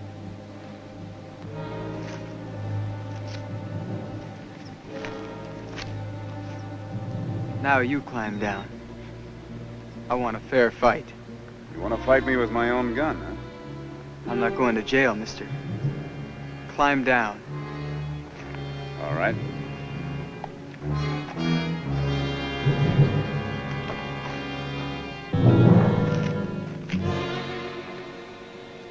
Who are you?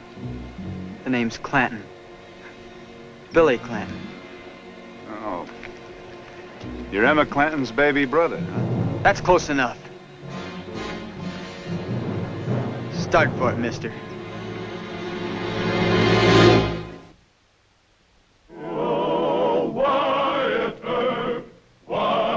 Earp, brave, courageous, and bold. Long live his fame, and long live his glory, and long may his story be told. Marshal Earp thought he knew Old Man Clanton and all of his tribe, but he had forgotten Billy Clanton, the youngest son away in Texas at school. Billy's sister Emma had high hopes that Billy would be different from the other Clantons, and Wyatt, when he was forced to remember about Billy, understood Emma's problem. Could the boy be saved from the life of an outlaw family as notorious as the Clantons? Billy, am I glad to see you. Oh, well, I can't do that no more. Good to see you, Papa. Hello, Em. Hello, Billy. So school's out? It is for me. Well, I'm living again. Am I glad to have you home? Well, ain't you gonna act like a sister? You ain't seen him in almost 3 years. Em's all right, Papa. Let's go inside. I can't wait to get out of these dude clothes. Well, I can't get over how he's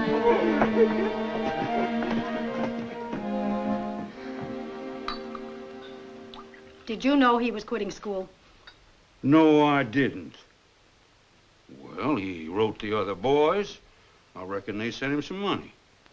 You promised Mama you'd keep him in school. Yeah, I did. Well, then send him back to San Antonio. Well, there ain't no great hurry, Emma. Yes, Papa, there is. Ike and Finn'll have him riding with the outfit in no time. They tell you that? Nobody had to tell me. Papa, you don't need Billy here. You've got enough men, grown up and tough. Have you forgot how Mama always wanted Billy? I ain't forgot. I ain't forgotten nothing about your ma. He'll go back to school. Thank you, Papa, thank you. Well, Here. Mama never meant Billy to be like us. He was her Billy boy, her pet. Hey, what's this about me? Well, nothing, Billy. Nothing at all. Those aren't your clothes. I borrowed them from Ike and Finn. Say, you've turned into a real woman, sis. I thought you'd be married by this time. Well, I ain't never found a man yet fitting to marry her. That's not what we were talking about, Papa. Not now, Emma. Billy, why don't you go out and say howdy to the rest of the boys? Yes, sir. I was listening from the other room. You're just like Mama. Want to make a sissy dude out of me. It won't work, sis.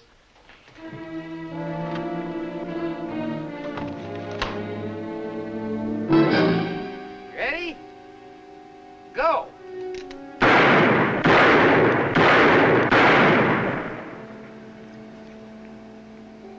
Kid ain't bad, Finn. Now make it go faster, Ike. Yep. It's loaded. Set?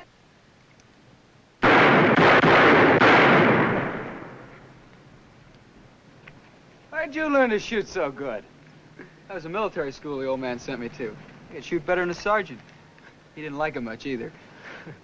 Did you see Billy shoot, Em? I'll bet he's as good as Earp. Dinner's ready. You better not keep Papa waiting. Now, what's she so sore about? She wants me to be some college dude. Well, we'll see. We'll show her what for. We sure will. Billy, you're ready to ride with the men. Ease off, will you? She's got the old man on her side. No use riling him. Yet. We'll change his mind. But slow. Sir, may I be excused? Well, where are you going, son? I thought I'd ride in Tombstone, buy some new clothes. Fine. How about lending me one of your guns, Ike? Sure, kid. You won't need a gun. You see, Papa had started already. I don't get it. What's starting already, Em? Never mind, Billy. Just go on riding the Tombstone just the way you are. But everybody packs a gun in Tombstone. No! You hear me? Them's orders. Yes, sir. Maybe you'd like to come along, Em, and hold my hand. All right, I will. Oh, cut it out, Emma. She don't mean to crowd your son. Just got a temper like the rest of us. Still friends? Yeah. Fine. Buy you something pretty in town. Good boy. Say, you know that's real thoughtful of you. There. Thanks, Papa.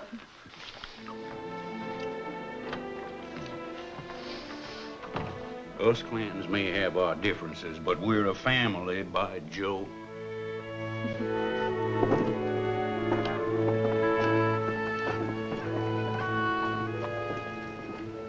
Afternoon, Mr. Spangenberg. Oh, hello, Marshal. Been having a little trouble with the bunt line. The projector doesn't seem to be working quite right. Let me see. Marshal, hitting people on the head is not so good for guns. Sometimes I have no choice. Well, I'll have to remount the ejector housing and put in another spring, maybe. How long will it take? You in a hurry? Oh, but I feel kind of naked without my bunt line special.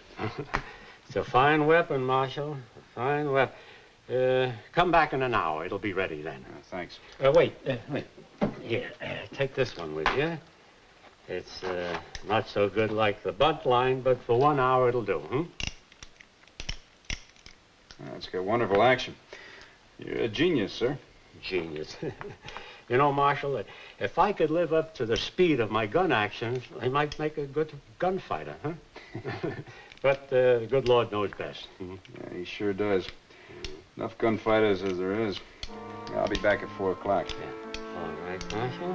So to fit the holster on.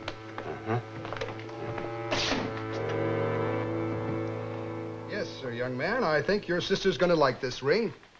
An amethyst in a rose setting is just the thing for a young girl. Never liked jewelry myself. Even when you steal it, the stuff's hard to sell. What? Oh, yes. Very true. Here you are, young man.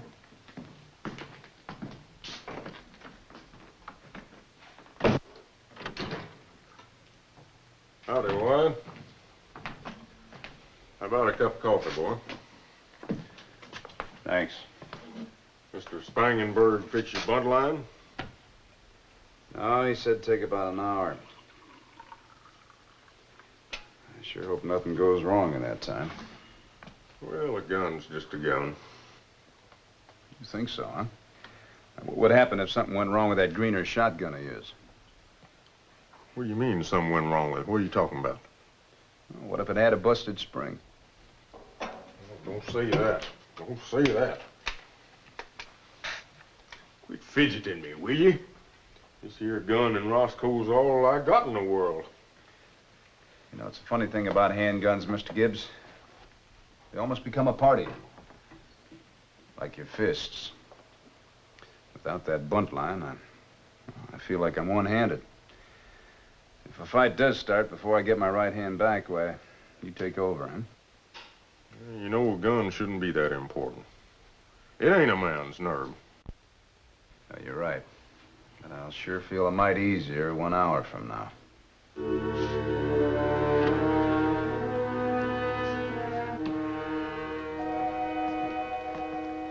Will that be all, sir? Yeah, I guess so. You ever carry a gun? Thank you. We have some fine holsters. No, my papa doesn't allow me to pack a .45. You see?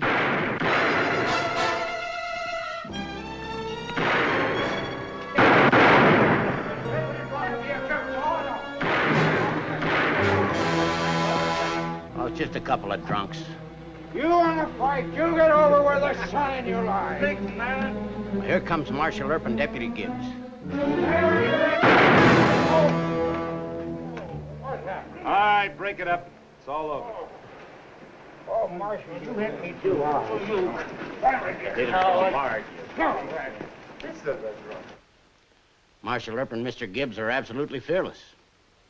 With drunks, sure. With sober men, too. I've known several marshals real well. They always said it takes more courage to hit a man over the head than to shoot him. Earp looked pretty fast. I'll let you know about the holster. Marshal, you didn't have to bump my head with that gun because I wasn't. We're just having fun, you know that. That's all. That's all. Lock him up, Mr. Gibbs. What are you going to lock us up? See there, you didn't need that bunt line after all, did you? I would have if they hadn't been drunk. It's a long hour. Well, we're just playing. Yeah. We're just having fun, Mr. Gibbs. My friend. We'll tell it to each other. Step right in. Come on, Jimmy. We'll tell it.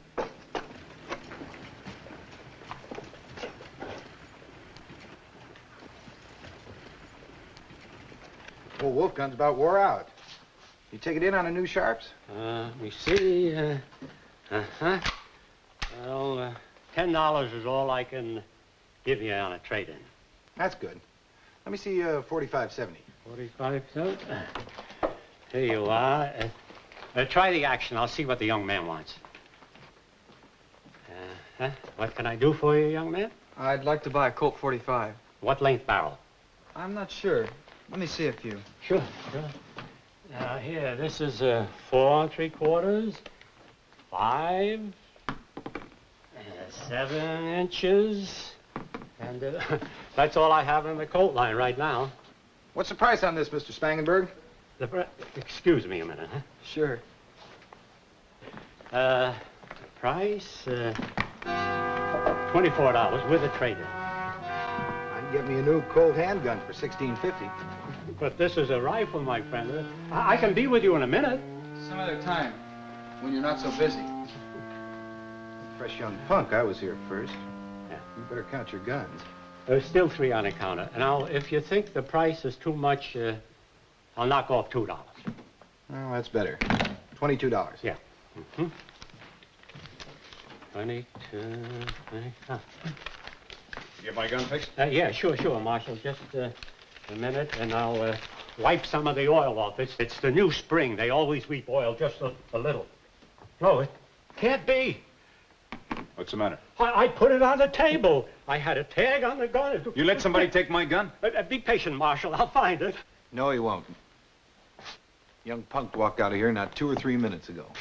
Did you see him with it? Well, he was carrying a bundle of clothing or something, and he was looking at the handguns here on the counter. What did he look like? A kid about 20. Medium height, brown hair. Blue eyes. And he was wearing brand new clothing. I'll pay for the gun, Marshal. $100, $200. A lot of good that'll do now. I'm sorry, Mr. Spangenberg. It's not your fault. Will you help me tour the town? He shouldn't be too hard to catch. Sure, Marshal. Let's go.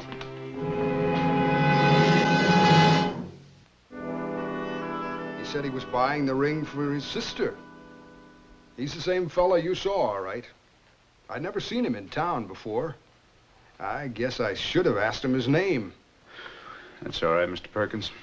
You say he went over to Brown's clothing store? Yes, he went right across the street. Mr. Brown's in there now, I think. Thanks. You didn't buy the holster, huh? No, Marshal. He said his papa wouldn't let him carry a gun. You mention any names? Just yours. He was in here when you and Mr. Gibbs collared those two drunks.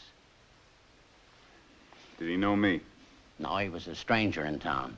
We argued about how much courage it took to buffalo a man. Go on. Well, he was kind of high and mighty.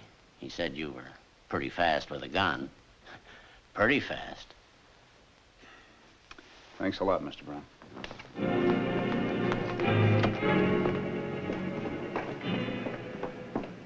Why, you're fidgeting too much about that bundle line.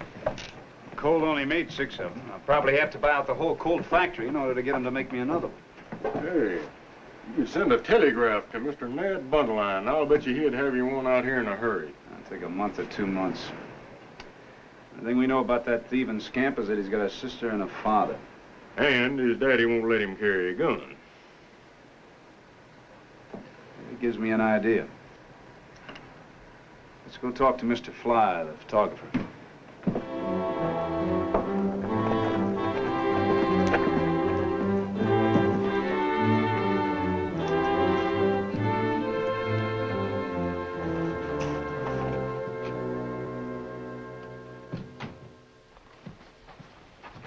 Billy? Oh, thank goodness you're home. Why not? You scared I'd fall off my horse? No, I was just worried. I'm a big boy now. Here, catch. Oh, for me? Nobody else. Oh. Look different, don't I? Yeah, you sure do. What is this, anyway? Well, just wait till you open it.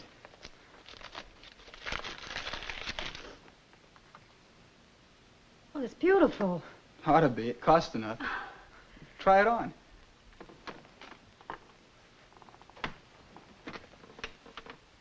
Yeah, real pretty, Em. That's just like the ring Mama had. You must have remembered. I remember her crying when she lost it. Yeah, Mama's ring was stolen. That's right. Some hotel maid, wasn't it? She never got it back. Billy. What? Please... Please don't try to talk Pop into letting you stay here. Mama would have wanted you to go back to school and then on to college. Don't worry about me, sis. I gotta give Ike and Finn back their clothes. Oh, I'll take care of it. No, I'll take it.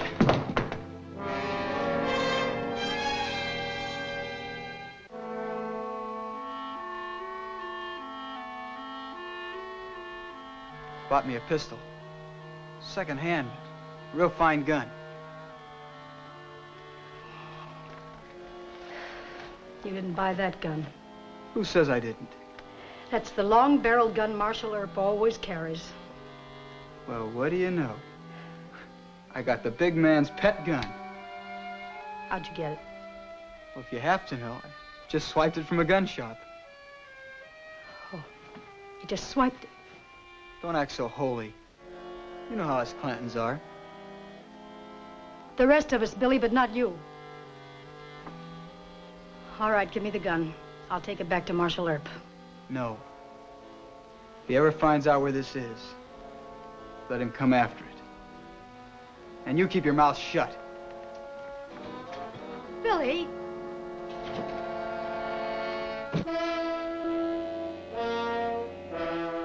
No.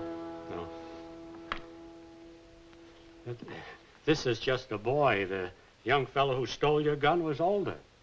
Only 3 years older. Yeah, take a look at this one. Old man Clanton. That's right. That's his youngest son, Billy. Oh, yes, yes. I'm sure of it now, Marshal. This is the same fellow who took your gun. How did you get onto him? Just a lucky guess. He had big plans for Billy. Something must have gone wrong. Thank you, sir. I think I know Marshal Earp well enough that if I take the gun back and explain it was Billy's first mistake, he won't do anything about it. No. You keep out of it, sis. My job. I'm the boss of this outfit. Well, you keep Billy out of it, Papa. There's still a chance for him. Hush up, Emma. I'm a studying this. Billy? Billy! Come in here.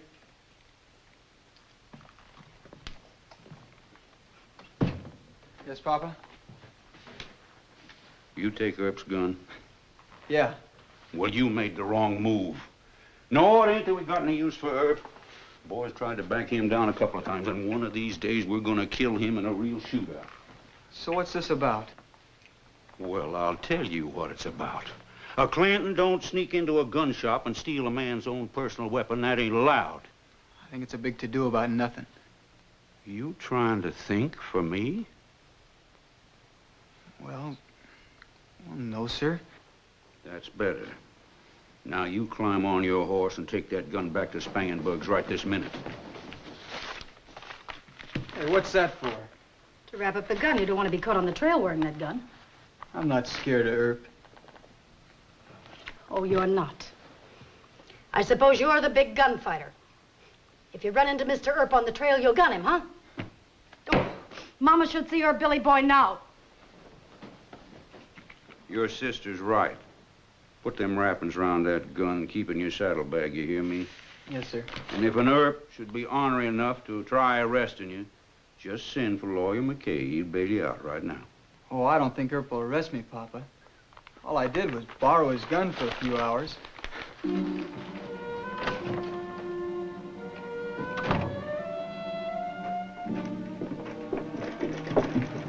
sure you don't want me and Roscoe to ride on out there with you? No, Mr. Gibbs. I doubt if Mr. Clanton will approve of what little Billy did. I'll be back before sundown. That holster got an open end so it'll fit the butt line? Sure has. Now listen, you keep that out of sight till you get on the trail, you hear? I got a surprise for you. I might turn out famous.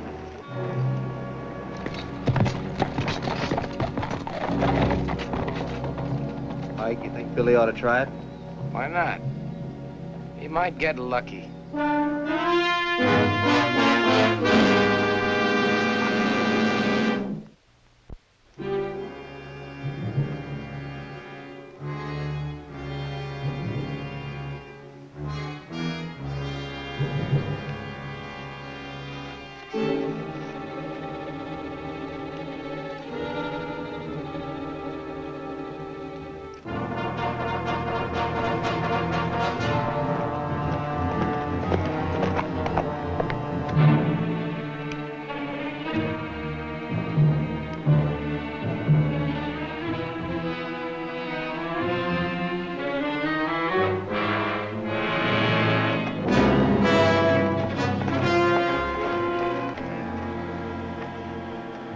That's my bunt line you're wearing, isn't it? I guess it is. If your name's Wyatt Earp. What do you aim to do about it? Arrest you? Petty theft. Now get off your horse. Sure. I'll get down.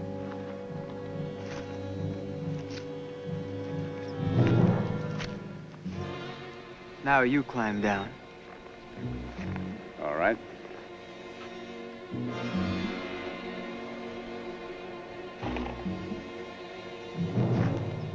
That's close enough.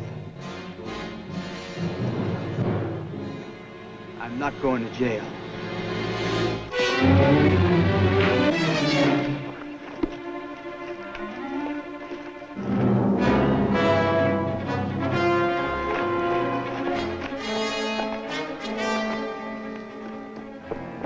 Did you kill him? No, I just hit him with my fist. Tried to shoot me with my own gun. Do you have to arrest him? No, I don't exactly have to, Miss Emma. But I should. You're too big for me to fight with fists. Give me one of your guns and I'll fight you. Well, that'd be kind of foolish, wouldn't it? Give me your gun. Go ahead, give him one. Let him find out what a bullet feels like. He didn't learn very much at school, did he? You're the one the old man should have sent to school, Miss Emma. I'm afraid it was kind of wasted on Billy. Please don't arrest him. All right. You did your best. Too bad.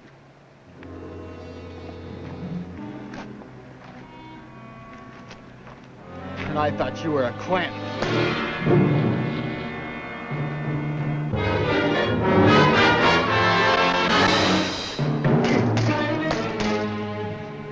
If your father had seen that, he'd kill you. If I ever see it again, I'm gonna forget you're not a man.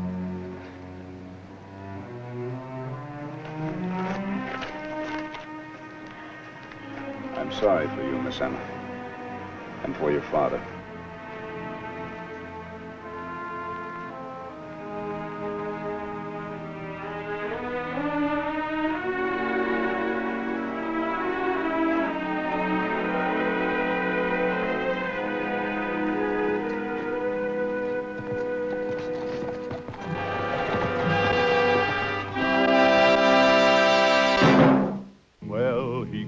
Up the country, the old Wild West country, he made law and order prevail. And none can deny it, the legend of Wyatt forever will live on the trail. Oh, Wyatt Earp, brave, courageous, and bold. Long live his fame, and long live his glory, and long may his story be told. Long may his story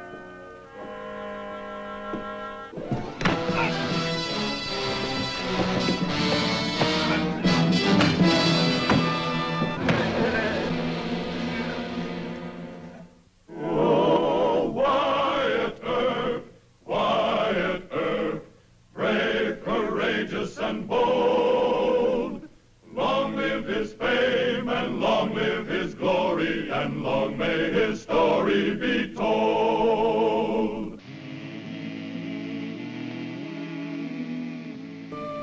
Like all the mining towns of the West, Tombstone was a magnet to men and women from all over the world. It had a large foreign population, a large segment of which was Chinese. Several hundred newly arrived from China did not speak English and found their frontier life doubly hard. It was inevitable that this might mean trouble for Wyatt Earp. They beat me till I thought they'd never stop. Now, I didn't have no call to do that, Marshal. I didn't put up no resistance. Did you get a look? I didn't see nothing. I can't tell you was they big or little or nothing. Did you hear anything? Not a sound. They was like ghosts. I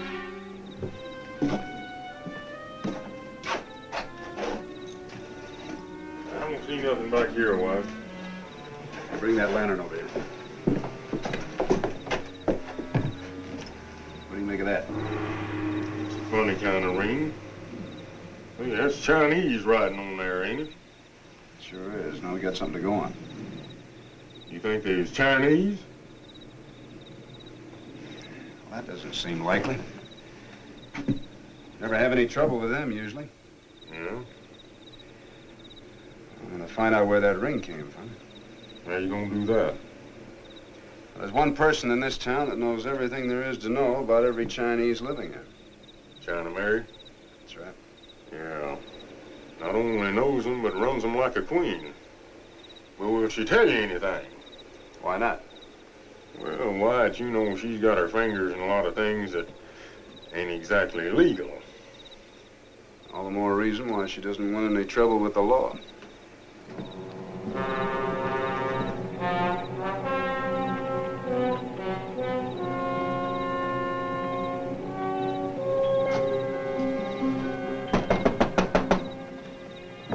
No white men allowed. Wait. I want to see China Mary. No Mary. I'm Marshal Earp. Now you go tell her I want to see her. You wait.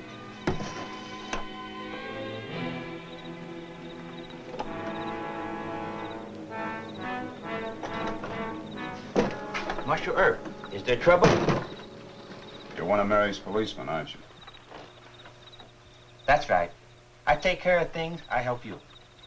You usually do, and I appreciate that. So don't stop now. Something you want? I want to see Mary. Mary very busy. Can't I do? No. Now you go tell her.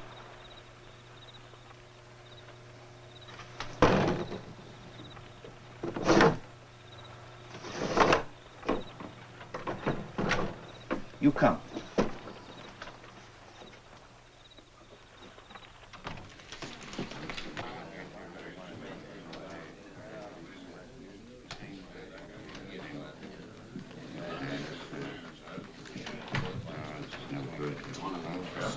Just friendly game.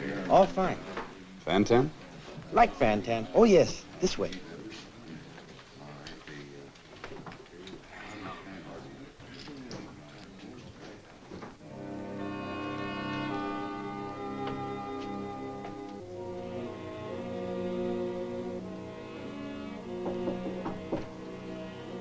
Yep, line.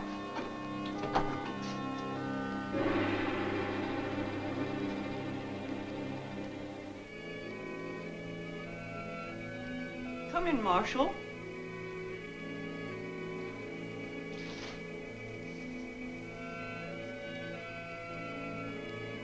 You've never been here before, have you, Marshal?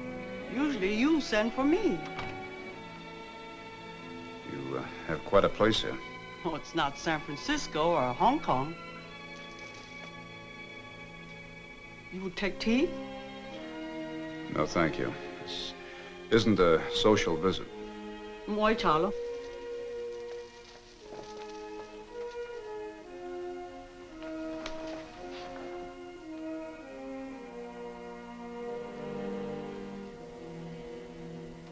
Have you ever seen anything like that before? Perhaps. It is Chinese. But this ring. This ring is connected with the trouble that brings you here? Yes. I found it next to a man who had been robbed and brutally beaten. We've had quite a bit of that lately. The attacks are so much alike. Must be by the same men. And you think they are Chinese? I don't know who they are. Well, Chinese jewelry is widely sold. I thought this might be a special ring with a character on it. Insignia or something. The character means love. It is a ring a man might give a woman, or a woman a man. Well, that doesn't tell me much. But I have a hunch they were Chinese. Why? Because of your eyes? You won't look at me. Mary, I found out a long time ago that the Chinese here live in a world apart. A lot goes on here that the law and I don't, well, we don't approve of. But I couldn't begin to stop it or to change it. It's live and let live. That's the way it has always been. I guess that's the way it will be. As long as you keep it here within the walls. If it spills out into the street. It has always been enough that you tell me, has it not?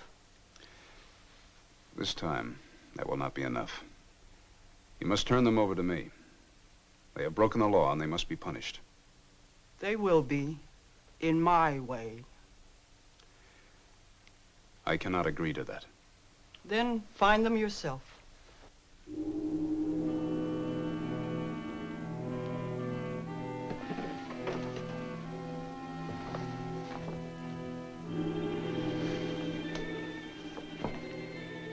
I will need the ring.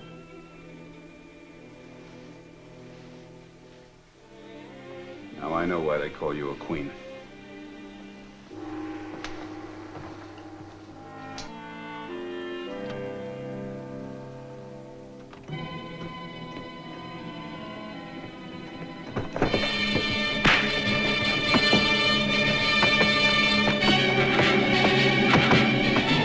Hey there, stop that. What are you doing? Here, you stop that. Help, help. Oh, no, you don't. I got you by the hair, you devil. Help, help. This man's dead. That's when I thought it was all over.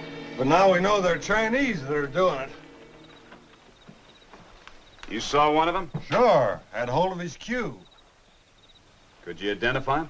Well, now, I might could, Marshal, but I don't know. You'd better know. They're all of them no good for nothing but to take a man's job away from him. I say we ought to string them all up. Yeah. Second, any man touches a Chinese, he goes to jail. Now, you leave this to the law. You men pick him up and take him over to the coroner's office.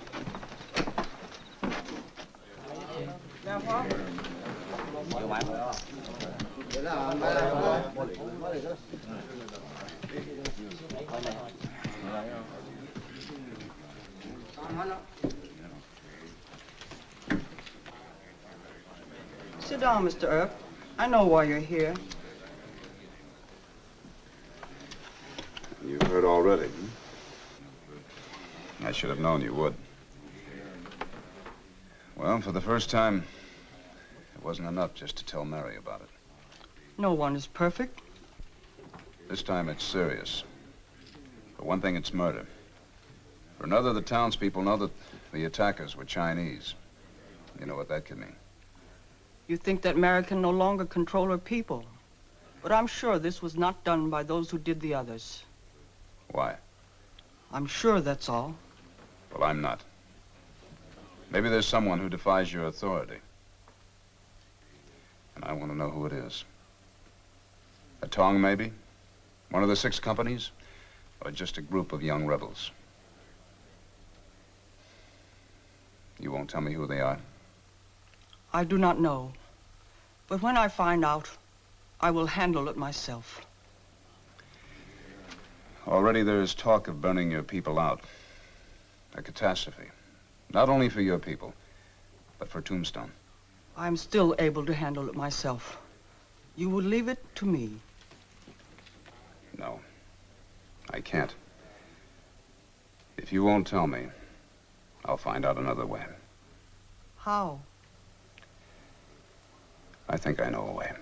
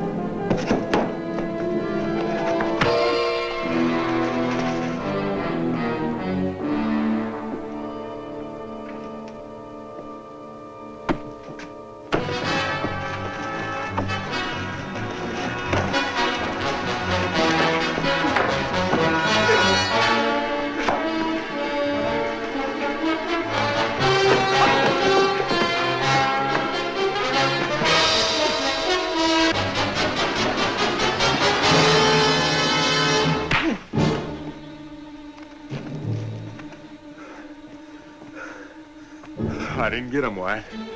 It's like hunting a black cat in a barrel. They just melted away. I never seen them. Yeah, we got one of them anyway. Good. Come on. You tricked me. You're a policeman. Let's go.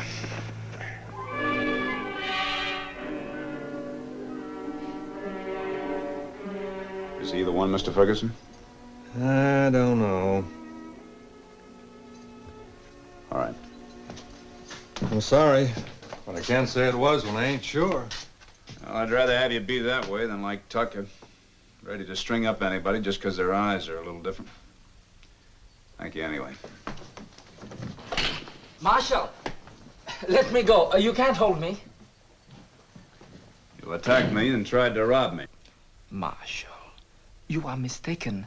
I was walking along a dark street and I bumped into somebody. And I thought I was being attacked, so I fought back. That is all.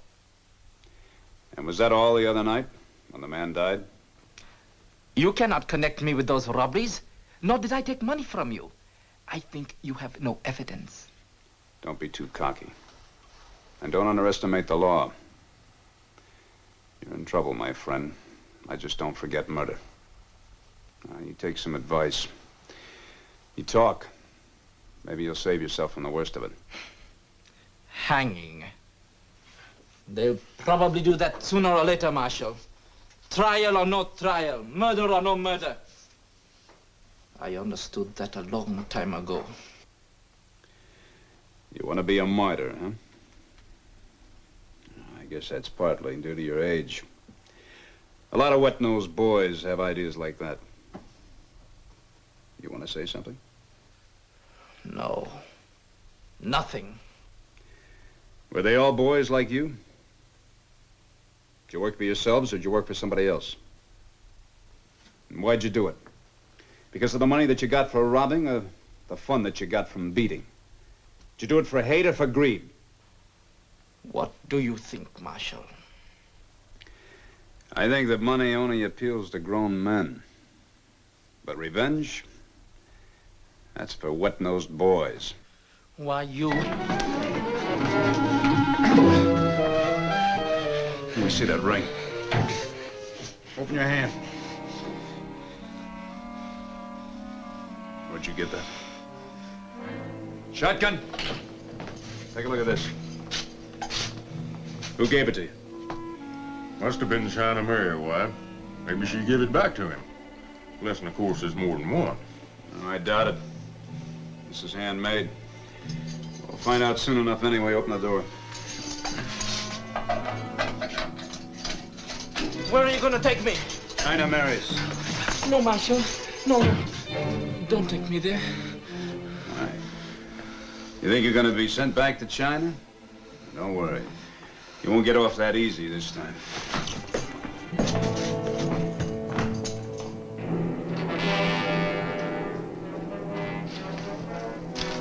Marshal.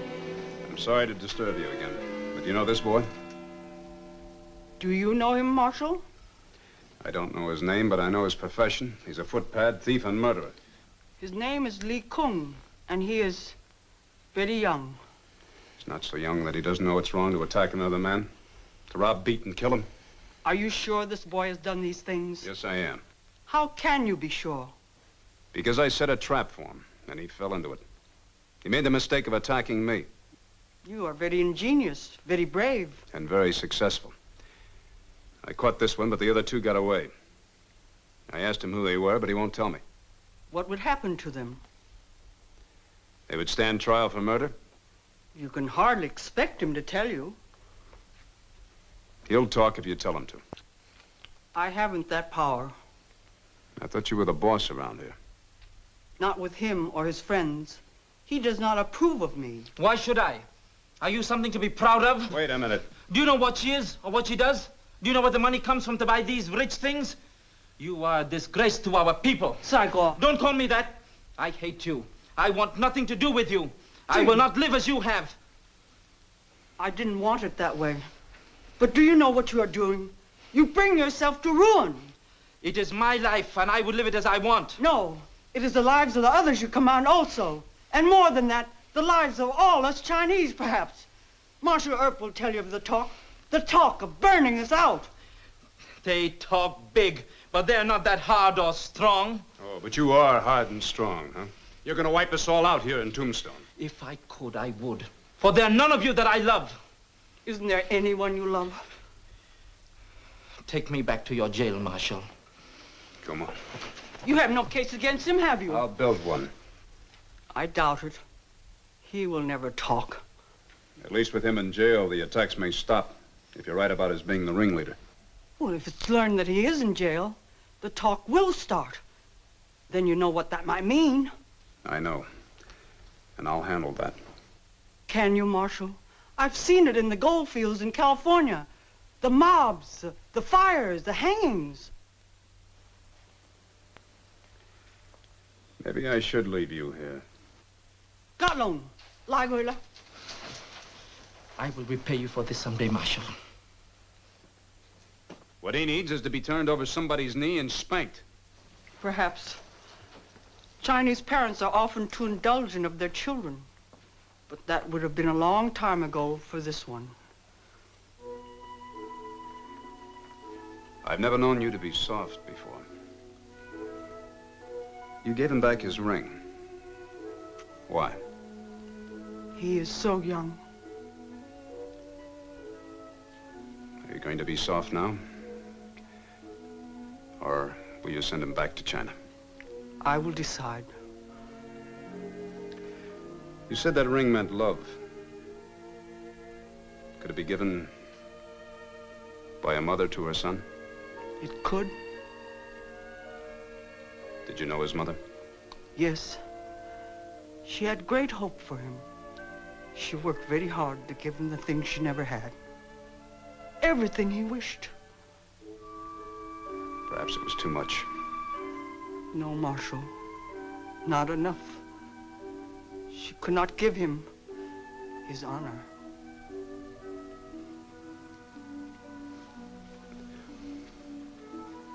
Well, I'll say goodbye. Do not hate me. I could not help it. But I promise you, there will be no more trouble. On my honor. That's good enough for me.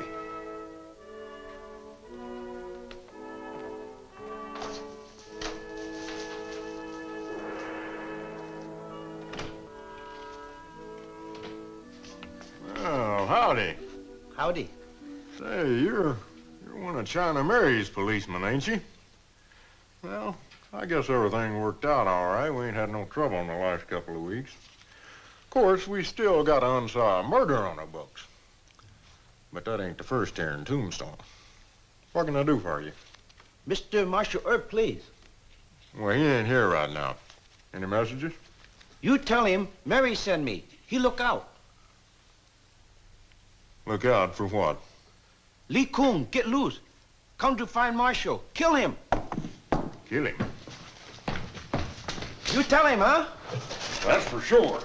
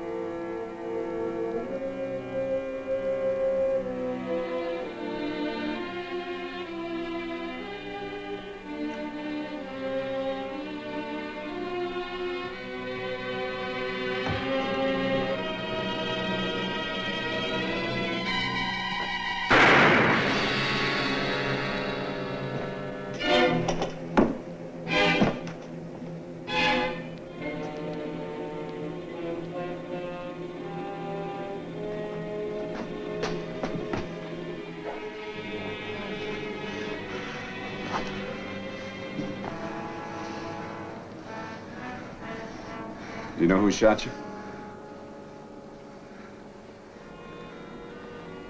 You were going to kill me? Why? Why did you want to kill me? You were only one who knew about China. Mary. that she was your mother?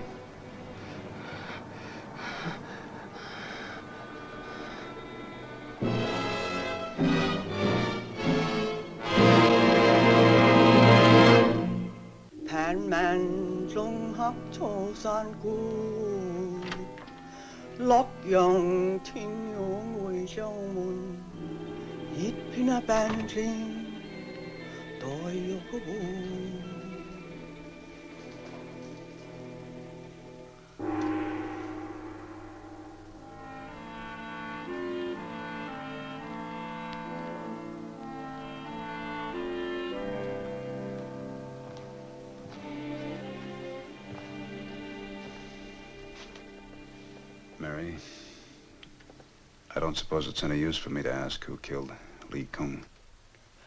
Is it not better for one foolish boy to die than for all my people to pay for him? Maybe it was justifiable homicide. I'll probably never find out anyway. I hope I don't. The body will be brought here, please. Yes. This was the only thing of value. Would you see that his mother gets it? Yes. Thank you.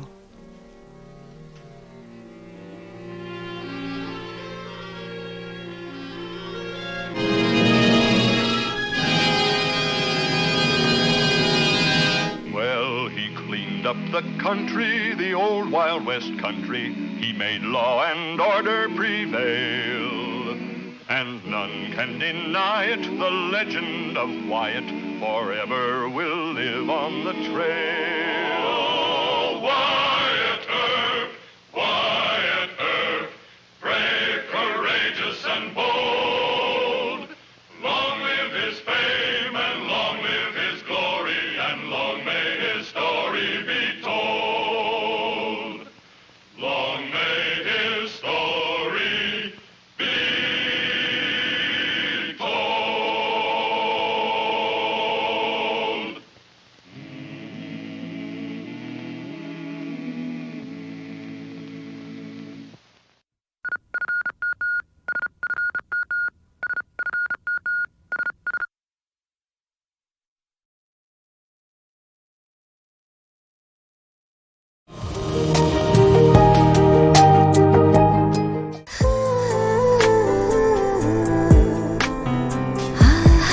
আপনি কিন্তু দেখতে যথেষ্ট সুন্দরী একজন মানুষ,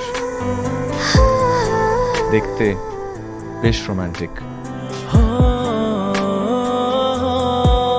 যেন শেক্সপিয়ারের নাটকের কোনো নায়িকার মতো। ভেবেছিলাম, কিন্তু আপনি তো পুরোটাই মর্মান্তিক।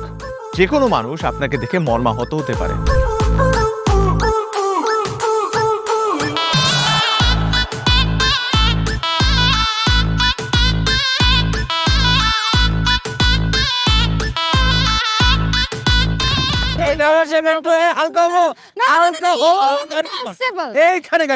আমার হালকা হতে 1 মাস সময় লেগেছে।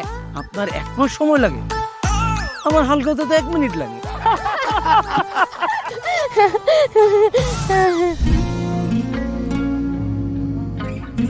আমার কাছে মনে হয় জীবনসঙ্গী এমন হওয়া উচিত যার সাথে আপনি প্রতিটা মুহূর্ত উপভোগ করতে পারবেন, সারাক্ষণ খুনসুটিতে মেতে থাকতে পারবেন এবং তার মনে এমনভাবে বসবাস করবেন যে আপনার দিকে সে একটাবার তাকালেই বলে দিতে পারবে যে তার বেঁচে থাকার কারণই আপনি। পথে চলতে চলতে, কথা বলতে বলতে, কখন যেন হলে আমার জানি গল্পে গল্পে মিশে অল্পে অল্পে আমিও হয়ে গেছি তোমার। ছোট ছোট ভুল ফুটে হলো ফুল যে তোমাকে পেলাম। গুটি গুটি পায়ে স্বপ্নের নাই আমি ভেসে গেলাম। আপনি কি মনে করেছেন একজন মানুষ আমার জীবন থেকে চলে গিয়েছে এবং আপনি সেই সুযোগটা কাজে লাগিয়ে আপনার ফিলিংসগুলো আমার কাছে এক্সপ্রেস করবেন আর আমি সেটা হ্যাপিলি অ্যাকসেপ্ট করে নিব, এই হচ্ছে আপনার বন্ধুত্বের নমুনা। রোদের পাখি তোর শহরে আমার মনের স্বপ্ন ঘিরে, ওরে পাখি ওরে সারাক্ষণ তোর শহরে বৃষ্টি হলে ভিজে আমার মন।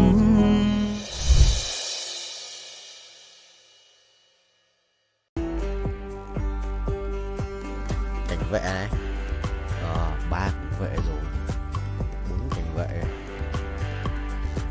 cảnh vệ 2 luôn, còn biết tưởng xem ra cái gì á. Có cảnh vệ à? Ui, bài này đánh as cảnh vệ nhở, hóa cung xanh à, được phết.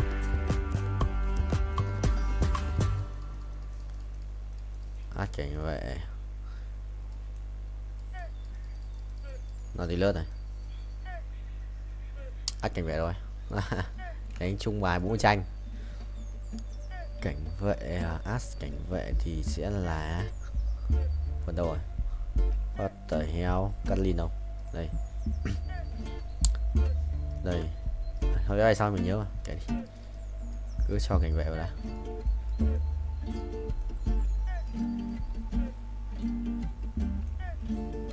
Bùi gỡ, điểm bùi gỡ. Rồi, vừa đủ, vừa đẹp. Cung xanh này, vô cực rồi. Cung xanh vô cực với cả cuồng đao à? Dấu có cuồng đao, xít quá. Chắc là chìm quá rồi, chắc thế. Làm 2 máu à? Trốn nhỉ? Sẽ một chút trốn đấy. Mình sẽ lái cái này trước. Ok, tốc độ cao đét. Ok, được rồi.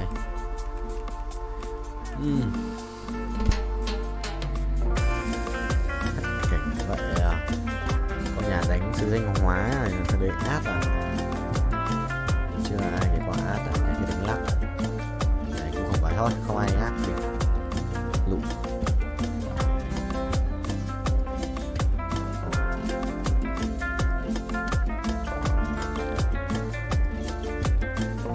San mà gì này?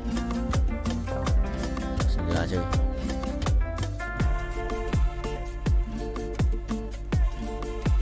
Nắp tổ xin ra tạm đi.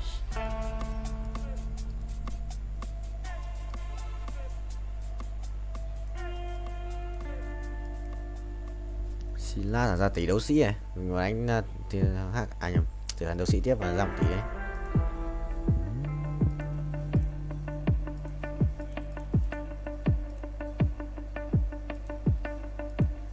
Đấu sĩ ạ, quỷ đéo chịu được mà anh đã stop rồi, có thấy không? Anh nhầm cùi tía nó xóa. Tía thầy nhót, tía thầy nhót này mà mình tính tự tin và tự tin bình.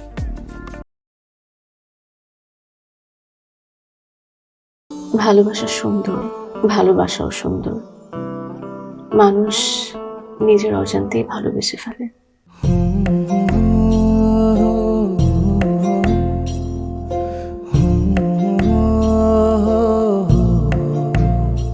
আমার মনে হয় কি জানেন, আপনার মতো জানাশোনা কাউকে না আমার বিয়ে করা উচিত। এটা কি উপলক্ষে? ম্যাডাম, ফুলটা গ্রহণ করুন, তারপরে বলতেছি। ভোটার আইডি কার্ডে যার স্বাক্ষরের জায়গায় টিপসই দেয়, এখানে কেউ ডাক্তার। এই দুইজনের মধ্যে যে আগে ম্যাডামের মন জয় করতে পারবে, ম্যাডাম তার। একদিন না দেখলে তোমায় বন্ধু আন্ধার লাগে সব, তোমার এই প্রেমে এমনই টান। রোগীদের তো ডক্টরের কাছে আসলে ব্যথা কমে যায়, আপনি তো উল্টো হলো কেন? আপনি কি উল্টা? তোমায় ছাড়িয়া যাব মরিয়া, তোমায় ছাড়িয়া যাব মরিয়া, যেও না বন্ধু আমার ভুল ভুলিয়া ভুলিয়া। আমার মনে হয় আমার সমস্যা কপালে। ম্যাডাম আমার কপালে নেই, আমার কপালে আছে দাগ।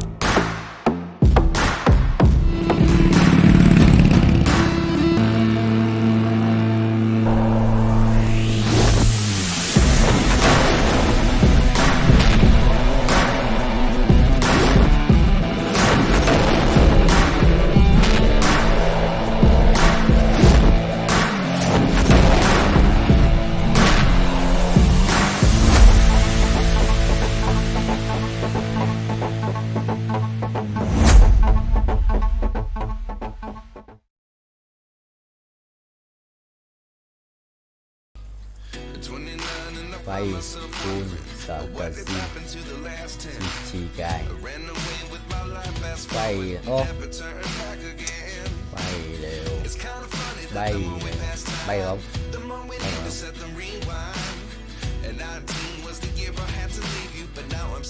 bay không rồi rồi bay nhập luôn 00335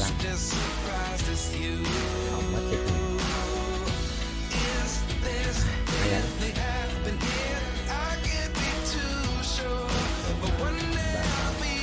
chia núp quay không nó không hiểu núp vậy con tàu ê mấy con họ chấm mà mấy con bằng tiền là họ chấm hết chẳng biết là bao nhiêu qua quay tài là lúc đó mới được và thầy ơi đi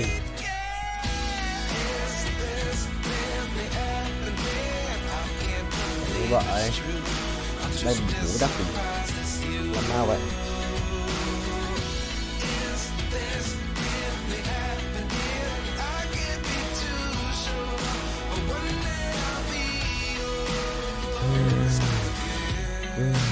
xuân tao mày xuân tao mày thích làm hỏng cho mình không lợn này xiềng vang gối trang bị đặt sọc để tự định cuộc chơi tính Timor đánh con bài Timor bút sitcom Timor quá cay xa nhá nó có ấn độ được để xem Timor sitcom tâm được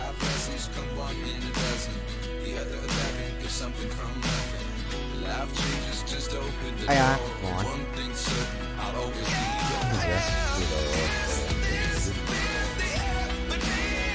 này ghép được thì đỡ đau tay lưng tay xa đau hai là đau ba là đau nữa ba là đau hai cái lưng cũng vẫn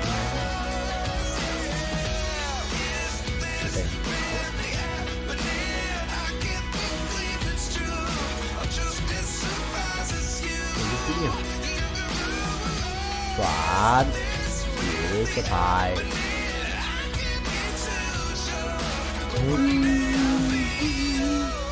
chia gai nước này để cho tự bay তোমাকে 15 লাখ টাকাই দিতে হবে তুমি যদি দিতে না পারো তোমার বাবাকে কল দাও তোমার যত জমি জিরাত বাড়িতে যা যা আছে এগুলো বেচা হইলো তোমরা আমাদের টাকা পাই পাই করে শোধ করবা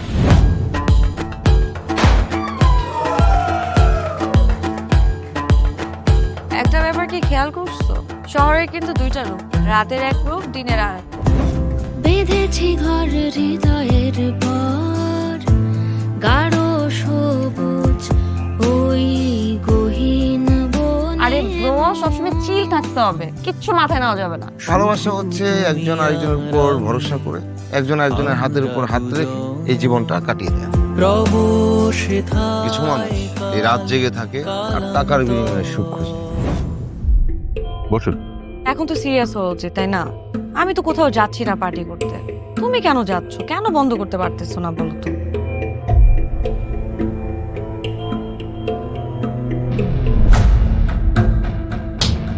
কার যে কোথায় সুখ সেটা তার প্রিয় মানুষটাও কখনো জানতে পারে না। পাশাপাশি তবু যাচ্ছি বিপরীতে, কাছাকাছি তবু যাচ্ছি বহু দূরে। Hi, you look good. Thank you.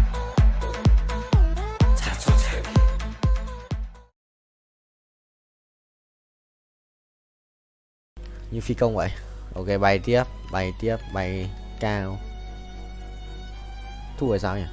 Thua hay sao ấy? Thôi. Thằng Zena bắn đau lắm, Zena 2 đồ rồi. Chịu. Zena Sojin mấy cả cuồng đao đều hiểu. Vội vậy chồng. 6.8 à, vậy sẽ lên 7. Ok. Thằng nào phải đắp cho thờ red mà. Thôi đừng nói chung với nhau đây. Mèo mèo mèo mèo mèo mèo mèo mèo mèo mèo mèo mèo. Trốn mày trốn. 5 địch mạnh nghe, lắp phần này vào xong mày địch từ cái xếp tiền nhé, thề thua rồi không nào. Bắn cũng khỏe nhưng mà chúng nó còn quỷ hơn cơ. Nếu sao gian là 2 đồ đéo chịu được. Quỷ đó chịu.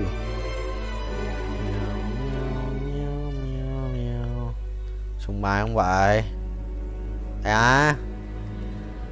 Kiếm tiền.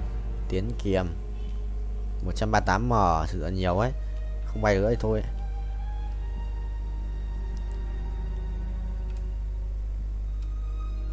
Máy đẹp đét 400 mà. 2 này. 303. Thử để mình nghĩ chợ hay sao? Chưa đến lượt 4 này. 117 à? Sẽ là một cái Sojin đi. Ok, quyết định. Sẽ lấy một cái Sojin đi.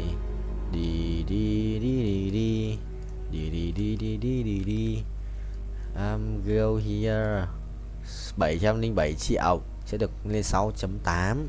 Tốc độ sẽ là mắc ping không? Quỷ ác quỷ phi phai. Tốc độ bù đắc bù nào vào. Mỗi là ngày có một chút game thôi cứ. Là ngày rebirth 163 lần. Kê vậy.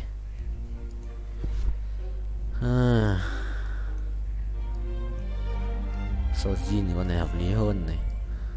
Nhanh nhìn là con bên kia nhưng mà đợi đồ bình tĩnh. Vội vậy. Xe hấp đủ rồi hả? 46 à? Đấy nó chỉnh cài nhót. 2 giờ 208. Gì 4 giờ đi học. Chuẩn không?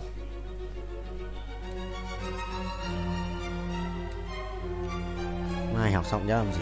Môn tập. Dài môn tập sáng. Tối tập tiếp.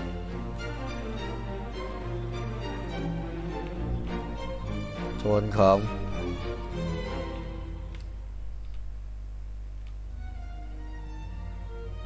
Nhiều đi quá này, ngon.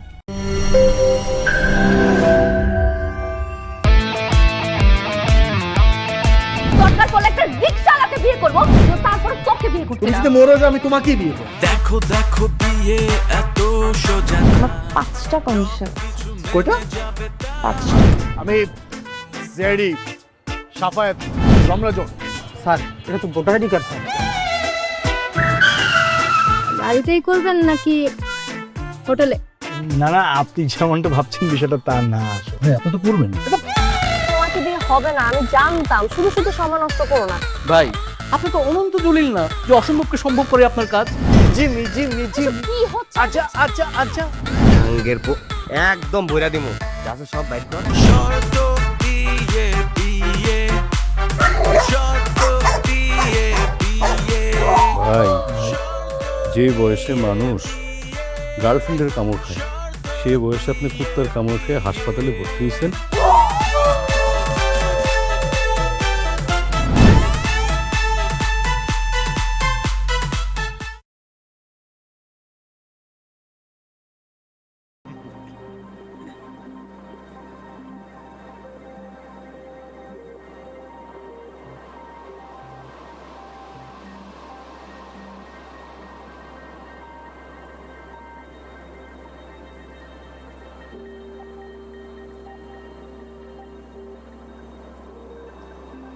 Yên, cái đấy một cái phòng penthouse, tòa tầng cao nhất. Penthouse như cái đá này.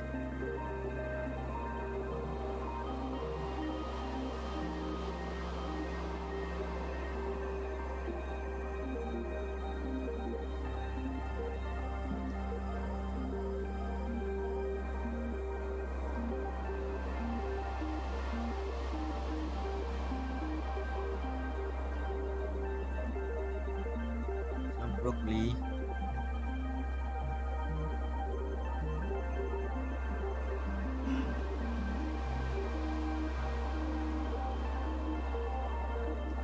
Ui, thế mày không gọi tao? Ông marketing à? Không marketing. Chuẩn không? Chuẩn không? Mày bác chuẩn không? Gì broccoli sắp sửa. Là có mỗi cặp thần tài nữa xong hết, phải thần tài.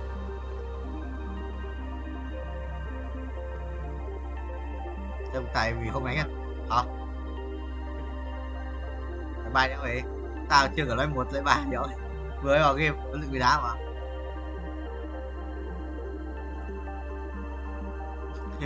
Hiểu các đồng. Em hiểu khắc đờm vào. Tuấn nói luôn khắc đờm phát lưỡng.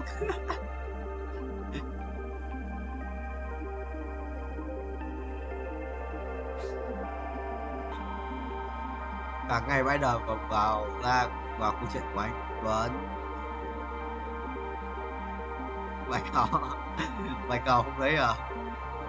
Gì mồm có gì trắng trắng là bạch hầu đấy.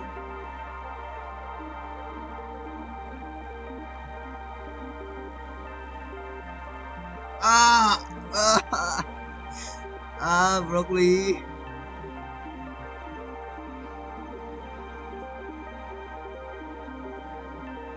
Nó quá thiên thần tài không? Đúng có ấn thần tài.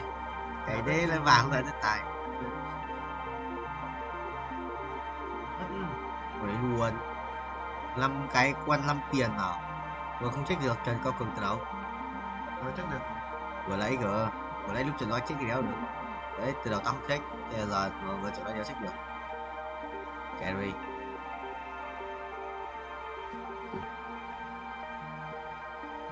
Đâu thần tài tao đâu. Ủa. Làm sao block lui.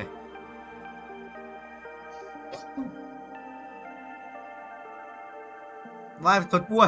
Ui, bị đá nó xịn anh cứt rơi. Hên giả lắm Vương Quý Nhân. Bắt tiêu, chuồn bố à? Quý nếu chịu được thì gót à? Đây, một gót tiếp đi. Chuồn mà. Chuồn bố à? Nói cái này chịu rồi.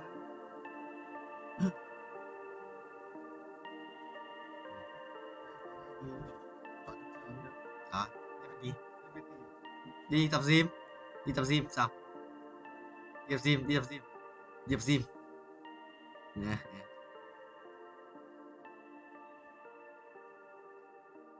Có tập tay sau không sao? Tập sau không đau đâu. Lúc ấy vào mà nhưng mà không đau.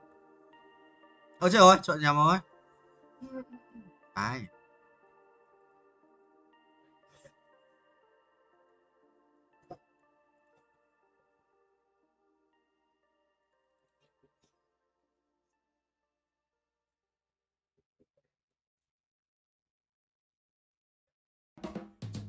Một quay cắm mà.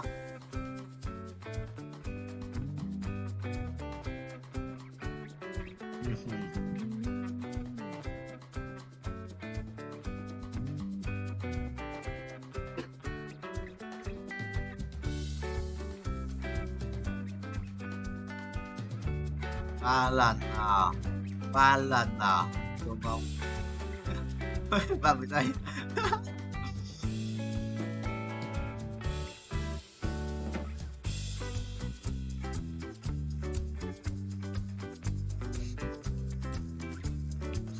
Ba tiếng à?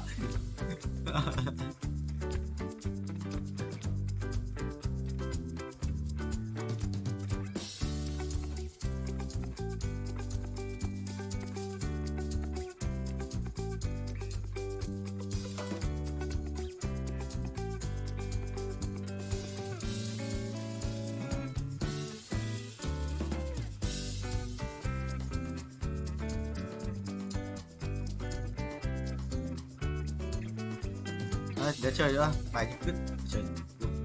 Nếu mà có một con thần tài nào chứ, chôn búa à.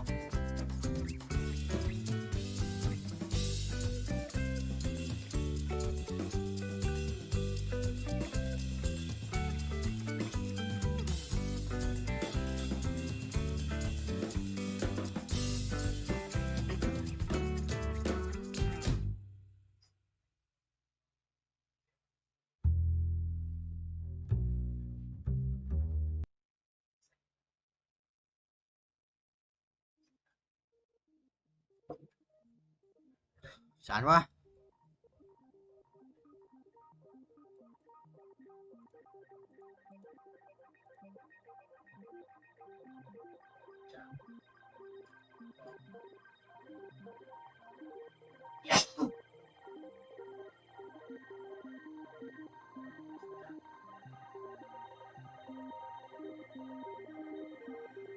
Quỷ nhỉ.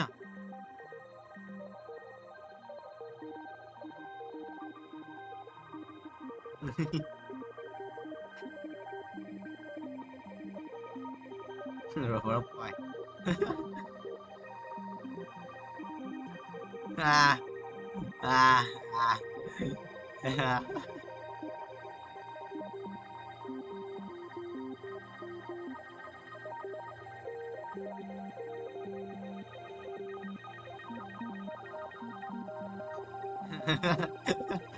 Cái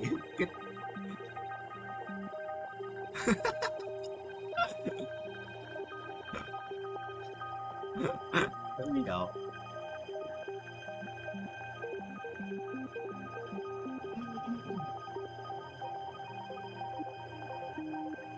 Có gì mới đâu. Có giáo chơi ngoài.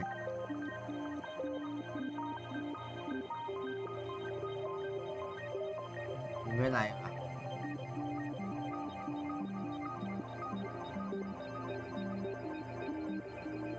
Sáng không, sáng nay đây, sáng nay tao vào lúc mà chưa ai vào Discord ấy. Đi ra đi Nguyễn ngồi một mình trong Discord. Gì? Ngồi mình trong Discord mà. Nó quỷ mà. Cái lúc đấy có khi chưa ngủ ấy. Anh nói thật, cái lúc đấy, cái lúc anh vào lúc sáng ấy có khi chưa ngủ.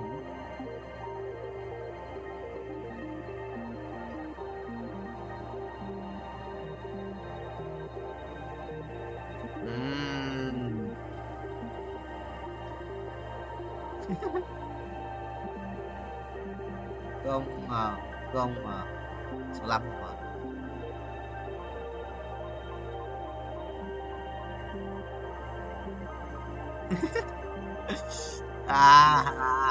Mày đi.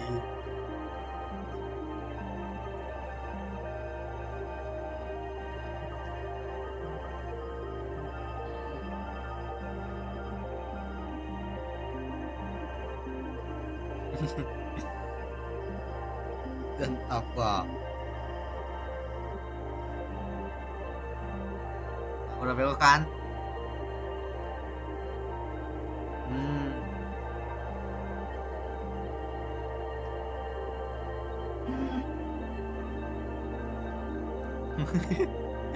Bố à?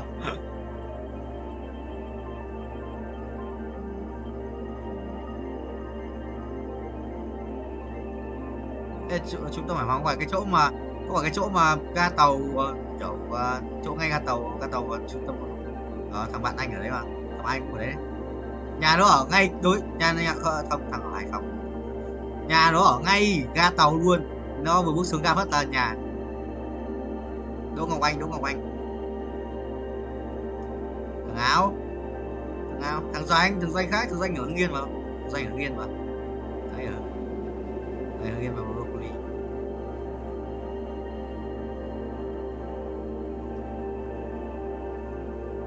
Thế kêu sinh luôn à?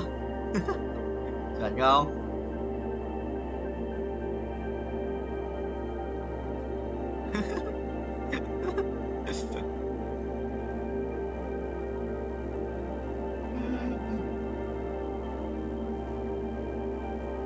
Ôi ôi này. Không hả? Hôm qua Ủa, hôm qua cao lên cầu thủ 20 sao.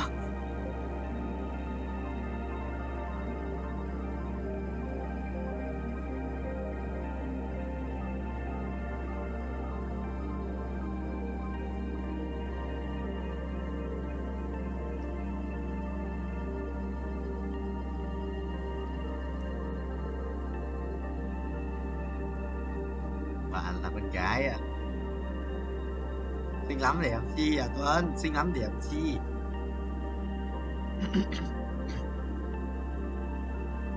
Này ông. Mày có thế gì tao biết từ à?